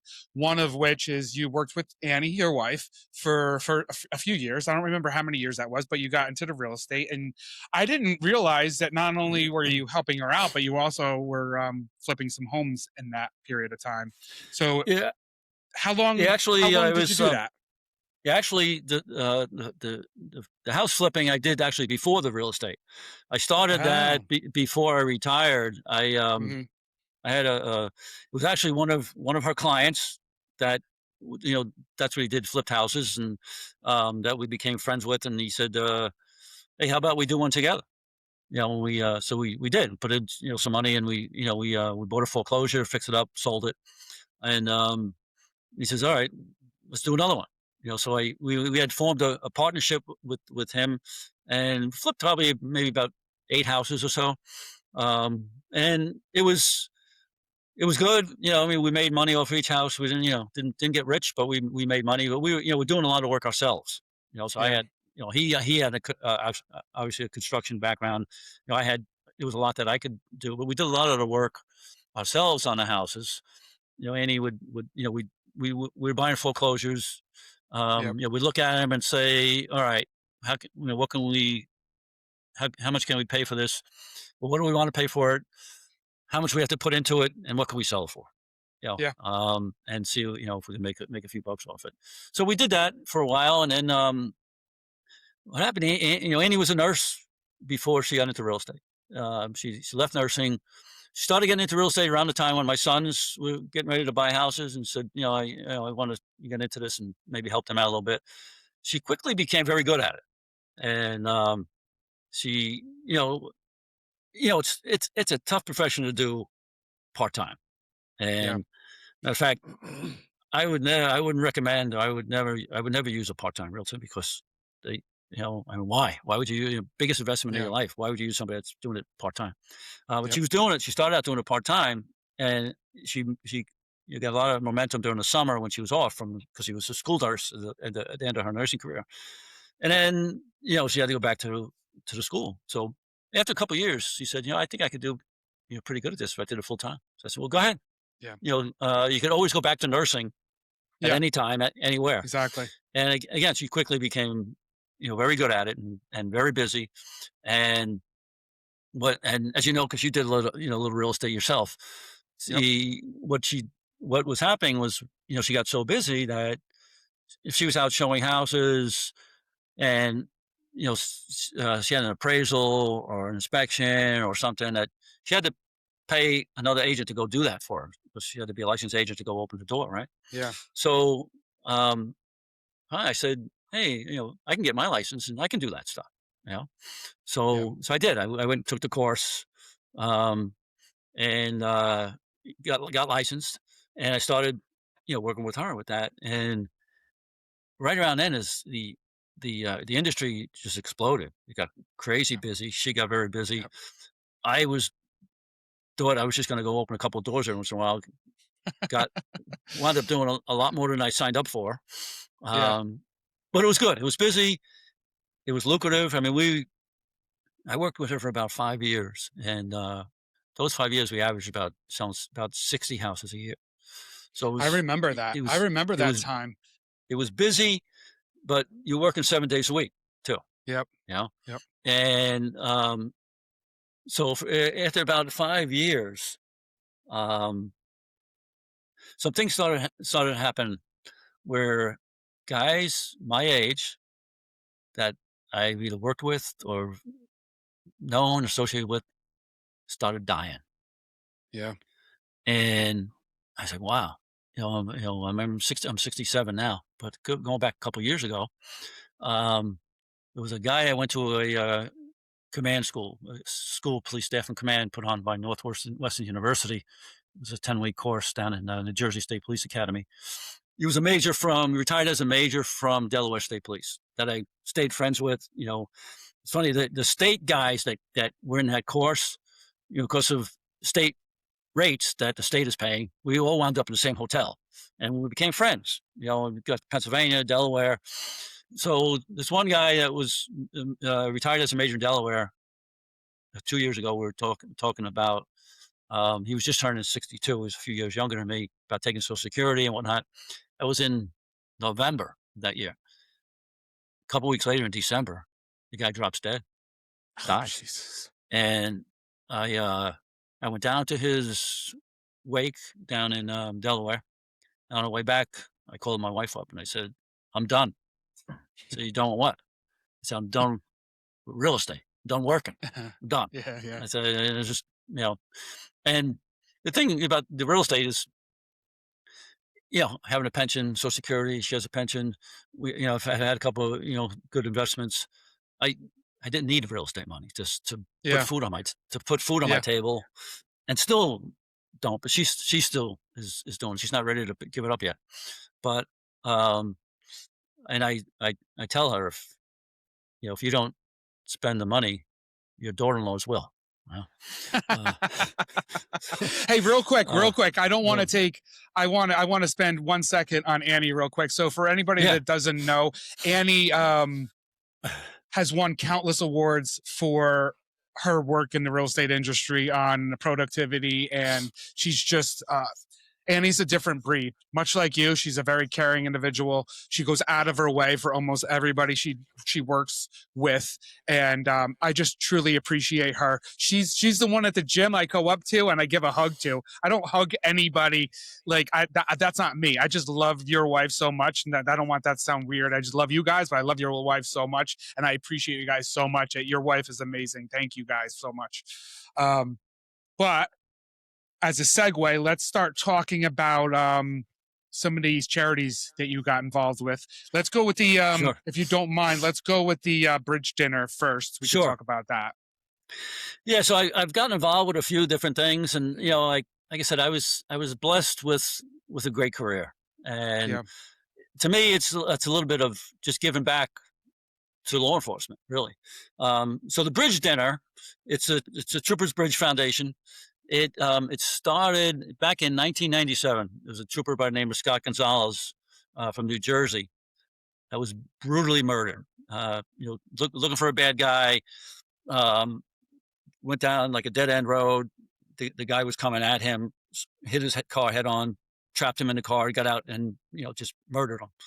Um, he was a New Jersey trooper, 1997.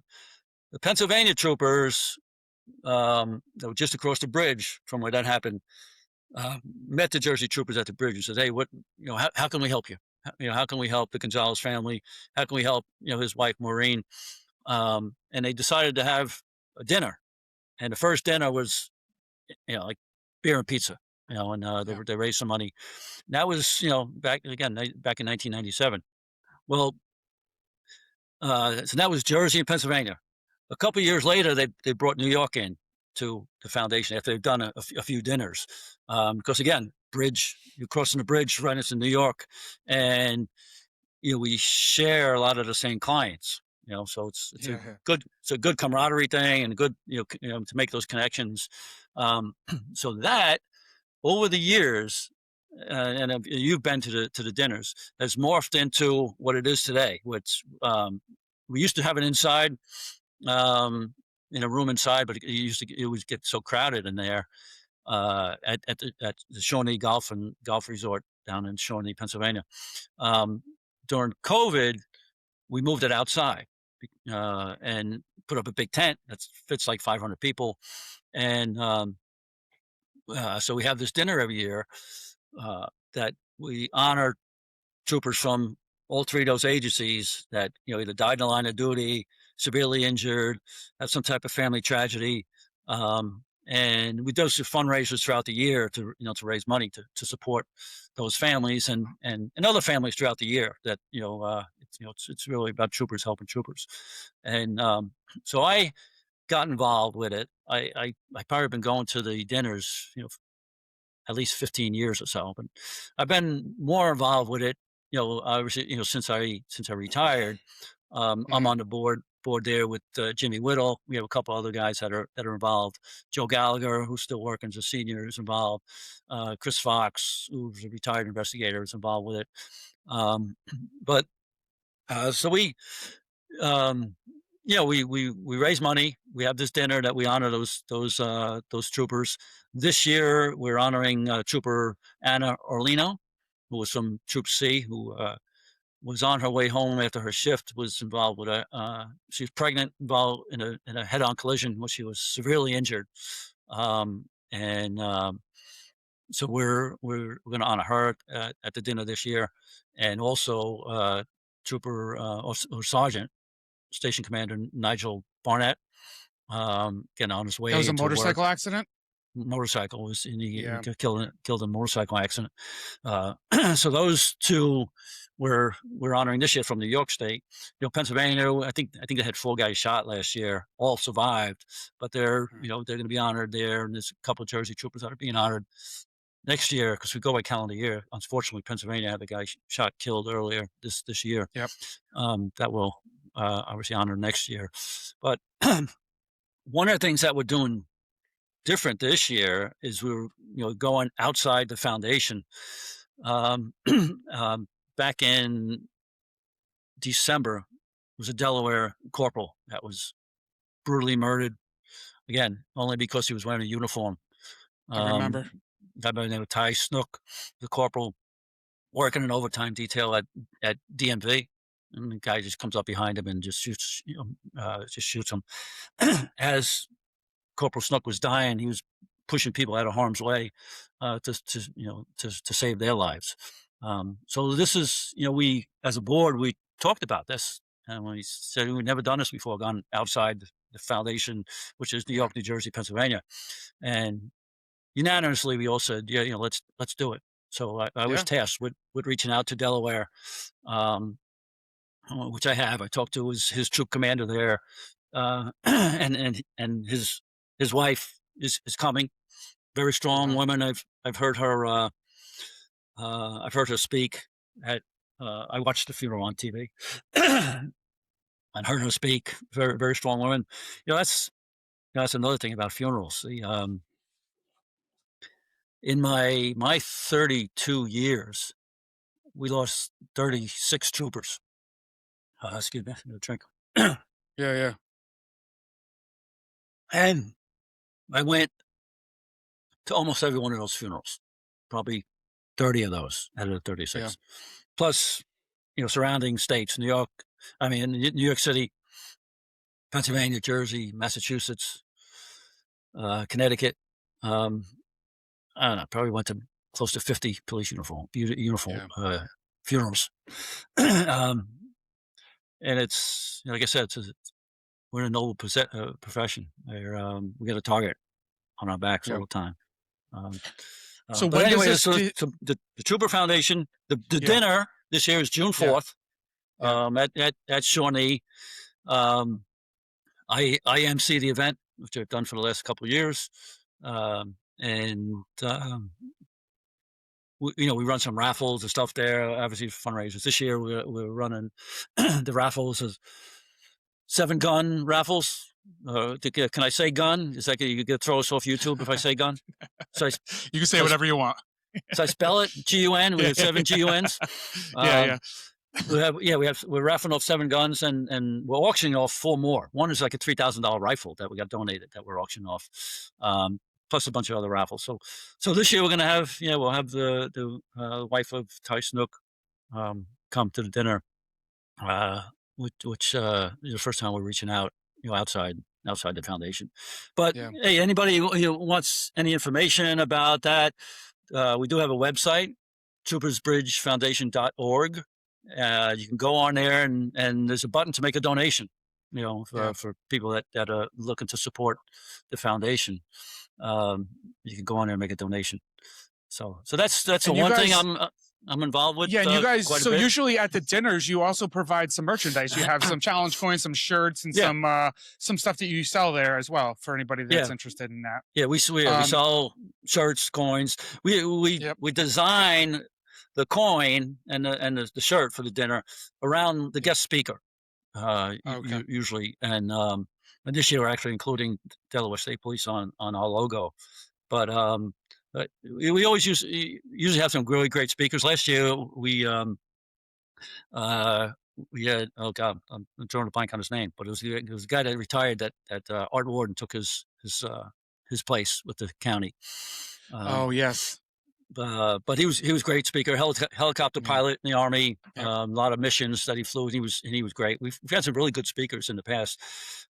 This year we're having a retired captain from New Jersey State Police that really spearheaded uh, upgrading Scott Gonzalez Memorial. That they had memorials on the side of the road, kind of a dead end road, right around where he was killed, and it was like nobody could see it there. So like we um, we all worked on doing the redoing his memorial and put it right at on the front lawn of the Hope Station where he worked. Wow. So people could see it. There's troopers going down patrol, got to pass it every day. Good. So So his and captain will be doing the speaking. he's gonna speak. Nick Serrano, his name is. He's involved with a bunch of different things also, and very good speaker. So he's going to talk about that this year. Um, but great organization, great foundation. We're working with, there's people on New Jersey, Pennsylvania, and New York that are on the board working together to make it happen. But Yeah. So lastly, let's talk about this other charity you have, the Police Unity sure. Tour. Talk about that real quick. Yeah, When did yeah. you start that? The police unity tour that actually started by a guy by the name of Pat Montour. Pat was retired. He's retired now, the chief from New Jersey State Police, on a whim 30 years ago. This year is the 30th anniversary of the police unity tour. Him and 17 other guys, there was cyclists riding bikes. They decided to ride to the Law Enforcement Memorial in Washington, D.C. As a fundraiser. They each raised like $1,000 to donate to the Law Enforcement Memorial. That over the years has morphed into like a countrywide police unity tour. The chapter that I'm in, it's the original chapter. We start in northern Jersey, and we cycle 300 miles down to the Law Enforcement Memorial in Washington D.C. Over 4 days, and that. First day is like 50 miles, 200-mile days, and the last day is about 50 miles.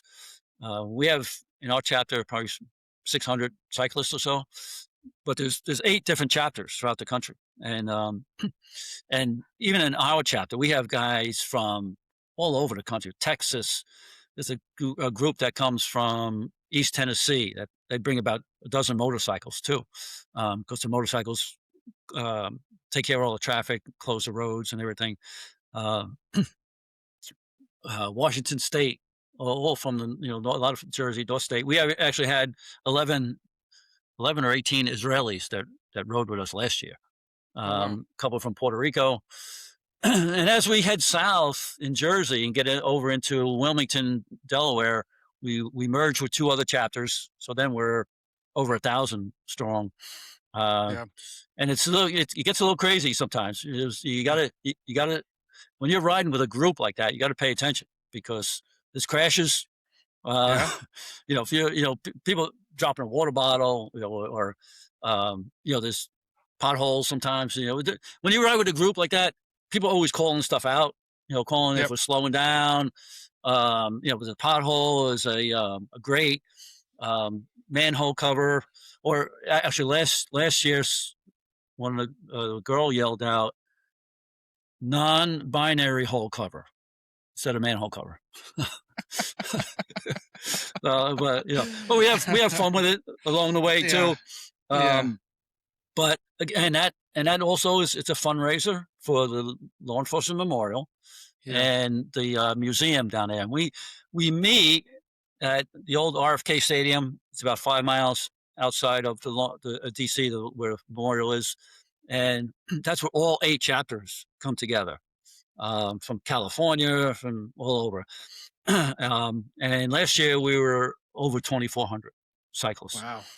Not only the cyclists, but the support people that go along with you, because we stop on average about every 25 miles, where it's a designated stop, prearranged, where there's snacks, food, fruit, power bars, Gatorade, water.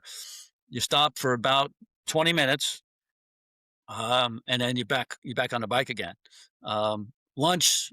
One of our sponsors is Jersey Mike's. They supply lunch for us Yep. on a couple of days. That's maybe about a half hour stop, and you're back on. Everything is timed because the people that put this together, and they do a tremendous job with this, putting it together. Um, when you're closing a road, you have to get permits for all that stuff. From Jersey all the way down to Washington D.C. and and Yeah. and all the other chapters too. So they work on this year round, and so just the timing involved. And I tell you, one of the things that surprised me. This is only my fourth year doing it. Um, what happened? As I said earlier, I was a big runner at the time, but um, my meniscus was worn out on my knees, and after my third knee surgery, my doctor said I think you should buy a bike, and that's how I got into the biking. So, um, uh,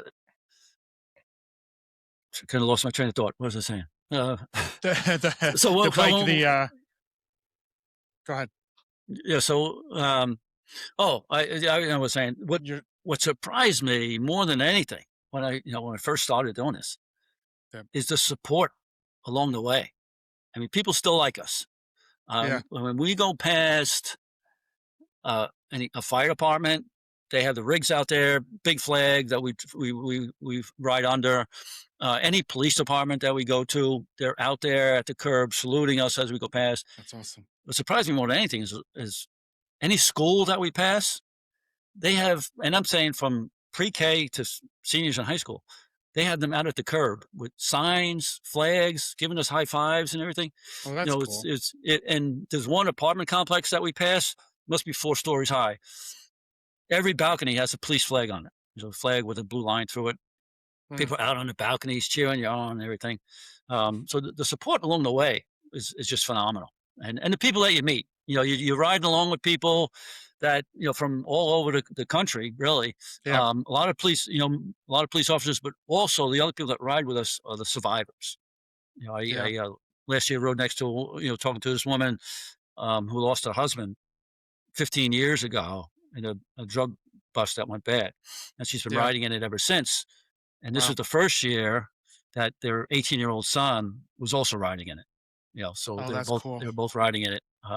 Yep. And you meet people from all over the place. And um, it's it you have to ride. Like I have to ride. I ride all winter inside, and you see me at the gym. 30 years ago, I can get away with some of the guys that just starting to ride like today. It's Well, it's it's in 2 2 weeks weeks, away. right? Yeah, Yeah. and Yeah. I 30 years ago, I could probably get away with that. I can't now. Yeah. And you got to get some saddle time in, otherwise your butt will hurt. Yep. So the ride itself is not tough because you're going as a group, so you're going pretty slow actually. Slower than I would normally ride. Right. But like I said, you got to pay attention because there's going to be crashes. People will crash. Yeah, so you talked about when we talked the other day, I think it was yesterday or the day before, you talked about if you got a flat the last 2 years, you have to drop Yeah, off and there's like a yeah, repair team and you were mentioning that yeah, the one guy took him like 3 minutes to change your tire yeah. out. That's Well, crazy.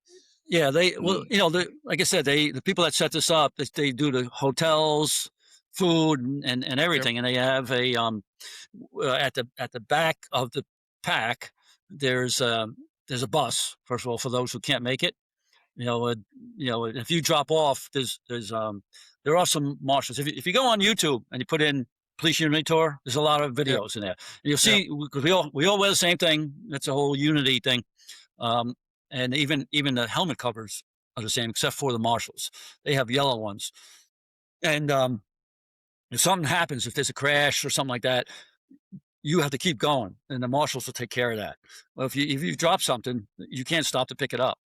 You know, that's why they don't want you taking selfies or anything like that. Because you drop your phone, Yep. you're lucky if That, somebody picks it up in the back, yeah, and it's not run over 50 times. Um, exactly. but yeah. So then there's the bus. I call it the embarrassing bus, and it's an ambulance.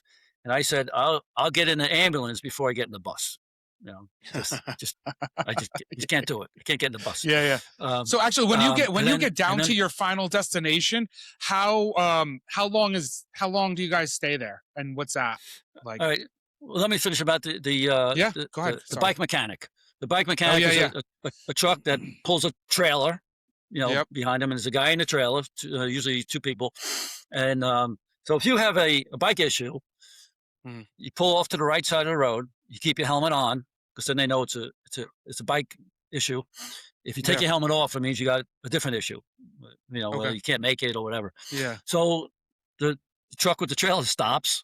You there's a door there's a door on the side. You hand your bike in there. You jump in, and the first year I had a flat, it was the front tire, which you had to change the tire, put a new tube in, check the tire because make sure there's nothing in there that's going to cause another flat, which it was a piece of glass.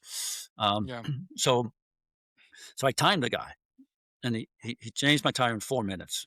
And trailer stops. He takes your bike out. You jump out, you're at the back of the pack. Then so Yeah. you catch up. You catch up. And the second year, which was last year, it was a rear tire, and not just a tube, but my tire tore. So I needed a new tube and a new tire. And it was a rear tire. Now I've changed them out myself. I go on YouTube to see how to do it, and it takes me an hour. You know, Yeah. 6 minutes. 6 minutes he did it. But he's probably doing a couple hundred of them just on Yeah. the police unity tour. Yep. Um, so and again and this is what scares some people about doing it is that it's a fundraiser. So Yeah. you have to raise a minimum of $2,200, which sounds like a lot, but it's not that difficult. There's a lot of people that donate to me every year. Well, you're one of them. Thank you. Um, Yes. Yes, sir. but but there, a lot of troopers that that I work with that have donated.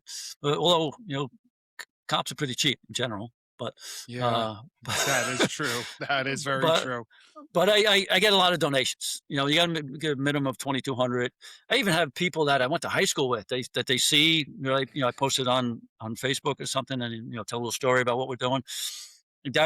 People that either have sons or daughters that are cops that Yep. donate to me, or people that that I just knew from high school. I say, "Oh, you're doing that. This is great," and they donate. Um, Yep. and I always get up over the $2,200. I think I'm up around 3,700 right now. But again, that's another thing. People want to donate. Go Yeah. to Police Unity Tour website. Just Google Police Unity Tour. There's a button on there to donate. You can either donate to Donate the tab. Yeah. the New York State Police team or Marty Hansen, either one. There you go.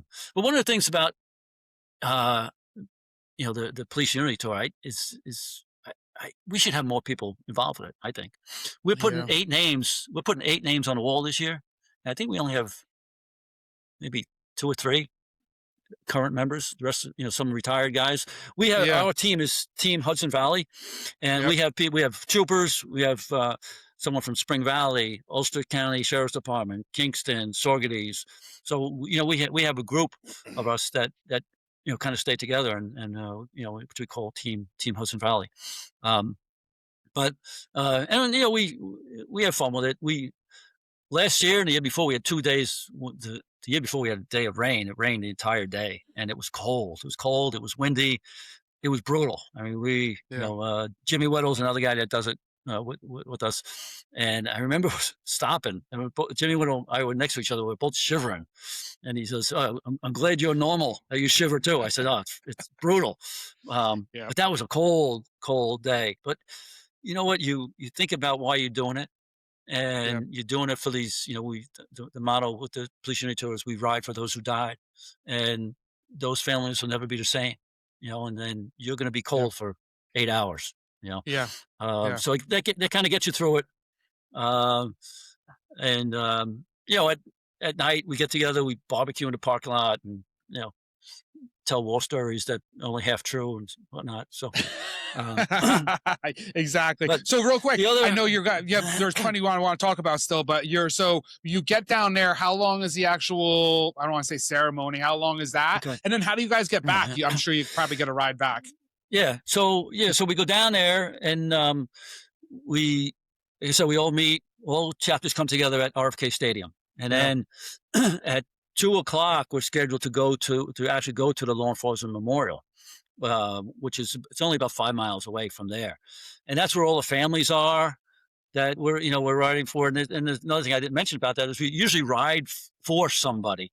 And then we get these bracelets that we will ride with. This year, I'm riding for Investigator Tommy Herrick. Tommy and I were classmates, and there's another guy from Long Island. We drove back and forth to the academy together for 6 months. From Long Island, our wives became friends and whatnot during that period. And Tommy succumbed to 9/11 illness, last year. Just a great guy. So I'm riding for Yeah. Tommy this year. I Okay. also have a little license plate on the um, back of my bike that has a picture of me and him and a picture of him and his wife on there. Oh, that's Those, cool. with the Zenda watches. So that bracelet that I wear, each one of us will wear the bracelet that the person we're riding for. So that bracelet that I'm wearing has his name on it, name, rank, is New York State Police is, and the watch. Uh, so we ride through the memorial when we get down there, and all the families are there, and it's narrow. If you've never been there, you got to go. Every police officer Yeah. should go. That's our sacred ground. So we only can go 2 by 2 in there because it's narrow. But the people are cheering for you and everything, and giving you high fives, and I have some state police patches I'm throwing to the little kids and stuff. Um, so when we finish there, we're done. And then they have a little ceremony, and if you're a participant, you get a medal that I give away to my grandkids. Um, so the next day is the candlelight vigil, and what the police unity tour participants do is we escort the families into the candlelight vigil. They Wow. come in busloads, Okay. one bus right after another. We're all lined up, Yep. and we escort. We do is we have boxes and boxes of roses. Every woman that comes off the bus, we give a rose to, and we escort them into their seat. And then you done with that, you come back and you get in line, and you take the next one. So Yeah. a lot of times you're escorting people you don't know, but we Sure. also escort the people that we do know. So if we have, and we're in touch with our EAP people, like Phil Salinati. He was always down there, and Yep. um, so we're in touch with them, and they let us know what bus our people are coming in on, and so we're ready for them. So even though all the police officers are lined up to escort the next people in, if it's one of ours, we just jump in front of the line and just say this is one of ours, and Yeah. so do they. Like if they Sure. have, Sure. let's say Chicago PD has somebody, Yep. they get in front and says this one's ours, and Yeah. they take their own. But a lot of Gotcha. times you're escorting people that you don't know. Yep. But again, that's a good thing. The other thing I'm involved with, not really involved with, but it's another fundraiser for the Law Enforcement Memorial. It's a National Law Enforcement Officers Memorial Golf Classic in Myrtle Beach. Every year, at the end of October, I think we have 5 foursomes going this year. It's a great event. Anybody's a golfer. You stay in a resort right on the water for 5 days, 4 rounds of golf, breakfast, lunch, dinner every day, 2 hour open bar every day for like $1,000. It's cheap. You got to find your way. Yeah. You got to pay for your way to get down there. But Sure. Yeah. again, that's another good event. It's a fundraiser for the Law Enforcement Memorial. And as a police officer, what better fundraiser do you want to donate to than for the Law Yeah. Enforcement Memorial? So Yeah. um, those are a couple of things that I'm involved with besides Yeah. chasing grandkids around a lot. Yeah. Um, Yeah. and doing a few things around here. So, but Yep. So that is then how you get out of life what you put into it. That's how you do it. Anybody listening is get yourself involved as much as you can and have a kind of a mission and just be a good individual, good human being. That's the epitome of Marty Hansen and his whole entire family, in my opinion. Um, any last actually, you know what, Marty? Now I know you have a your Ross. has 11 years on. I try to ask most of my supervisory bosses and guys that did a bunch of time on and guests anyway, like what would your advice would be for any like new police officer or trooper that's just within a few years of coming on now, any advice that you would give them? Because you said something that was interesting. You said people still do care about us, people do support us, because we see a lot of times in the media, specifically more recently than not, what seems to be portrayed by the media as us being monsters. And I get it. There's a time and place for everything, but to flip the switch a little bit, what words of advice would you have for any newbies out there that kind of may not have a clear picture of what their career path looks like? Well, again, get out of it what you put into it, and you pretty much you decide early on what where your career path wants to go. But there's so many opportunities in the state police, and really being a trooper even if you're a trooper your whole career, there's just so many different things. And like you did, were in K-9, you were in the commercial vehicle enforcement. Yep. There was so many different things to do, as a trooper. And I envy those guys a lot, guys, especially especially guys that spend an entire year on patrol. I mean, Yeah. they're out there, doing God's work every day. Um, Yeah. but hey, if you want, you decide you wanted to do something different, whether it's staying as a trooper or going into the BCI as an investigator or become a sergeant. One of the most important things I think for police officers is having a family, spouse, wife or husband that understands the job and has your back and it just is always there because Yeah. there's so much that we do that you don't want to bring home. I read something recently where the average 20-year police officer probably comes across 4 to 500 critical incidents or Yep. whatever you want to call them. Where the average person, maybe a lifetime, might have two or three. Yeah. Or a So there's that. handful at most. Yeah.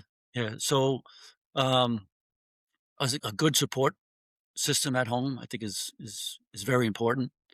Um, but it's a great career. I loved it. Yeah. I have no regrets. I would do it again. Um, but you really get out of it what you want, because you really the sky is the limit.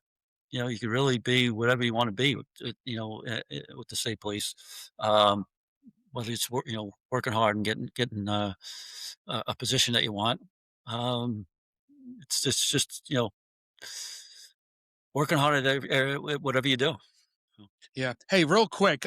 Recently, I'm not going to give any names. A local trooper here has made some significant arrests. He's on our community stabilization team, and he's doing some good work. He's bringing some drug arrests in Orange County here in a Hudson Valley, and there's some criticism on some of the older guys. On one of the comments was, I don't know why you would want to be a trooper nowadays, and because they referenced the trooper a few years ago that was involved in that pursuit, and they ended up the young child ended up perishing, Mhm. and they charged the Yeah, trooper, and then yeah, he got acquitted, and then they retried him, and he got yeah, convicted. So yeah, he was referencing that event, saying, why would you want to be a trooper? Why would you want to be a yeah. proactive trooper, knowing that that's going to happen? But I would argue Well, we need that. We need yeah. troopers doing work. I understand it's not for Yeah. everybody, but Hey, we need the people going out there doing their job. hey, the world has changed. There's no doubt about it. The world has changed. But yeah, you can't be afraid of that. You No. can't be afraid. I mean, if you're afraid of being sued, you're probably in the wrong profession. Because if you're out Right. there working, Right. there's probably a good chance you might get sued somewhere along the way. I have, Yep. and Yep. many people have. But you know, you're out there, doing God's work. Somebody's got to do it, and you can't be afraid. You know, No. and even I go back to White House Correspondents' Dinner with listened to the president the other day. He says, "No, we're going to do it again. We can't let Yeah. these people win. We're going to have Yeah. that dinner, and just like us, we're going to do it." I tell guys, hey, there's always going to be bumps in the road along the way, and you just the good guys always win. We always It's come out on true. top. We It's always very get true. good guys. So there's going to be bumps in the road. There's going to be things, change. Some laws has changed. Not in our favor. The media Yeah. beats us up more than any other Yeah. profession. The media beats us Yep. up. There could be something could happen, and you'll see like a 3-second snippet of it on the news that makes Yeah. you look really bad. Where Yeah. they're not looking at the totality of the circumstance. And it Yeah. makes us look at no other profession gets beat up No. like we do. But you can't be afraid of that. You No. can't be. We have a mission to do, and you got to do it. You know. Yeah. Hey, listen, there are some times they're not as common, but there are some times where we're our worst enemy as well. I would like to Sure. say they're far and few between, but Hmm. unfortunately, they do happen. So if we could try to not to be our own worst enemy, Hmm. especially as being retired guys or guys that maybe like I kind of viewed myself as a midline guy. I didn't mind working, but I wasn't the most active guy, and I own that. But I tried not to overly criticize those that were going out there and doing that job. If it, putting themselves out there, like your Seamus Lyons, every single day, his Hmm. goal was to get as many bad guys off the streets as possible. We need Yeah. Seamus Lyons is out there. Yeah. We need those Yeah. guys because those are the Sure. guys that are skilled. I think Seamus was one of the most skilled, probably still is skilled at his profession of talking to people and getting stories Uh, messed up and little idiosyncrasies within stories. So if you're out there doing your job, continue to do it, especially if it's what you love, because you got to yeah. do what you love. You can't be afraid. You can't be afraid to No, do your and job. you can't be afraid. Marty, thank you so much for coming on. Any last words before we wrap it up? No, like I said, I love the podcast, and Thank you. I'll have to catch up on a couple that I missed and keep it going. I see Yes, your patch wall is growing back there. it is Uh, growing. A lot of them are so for you, and I I appreciate that I considerable amount I from got a you. lot of those on the Police Unity tour. Yes, yes, I remember you saying that. Uh, You absolutely added a magnificent amount of value to the show. I hope even just a few people get as much out of it as I did. Thank you so much. For any of you that don't know Marty, he is who he says he is, and his family is just as good as him. They're just great human beings. So once again, thank you for being on, Marty. Anybody that's able to, please like, subscribe, comment, tell me what you need to hear. Appreciate each and every one of you. Thank you once again, Marty. Appreciate it. yeah, and all those guys and ladies and gentlemen out there, keeping the road safe for us. Just stay safe out there. Yes, stay safe and thank you for your service. Thanks, Marty. All right, thanks.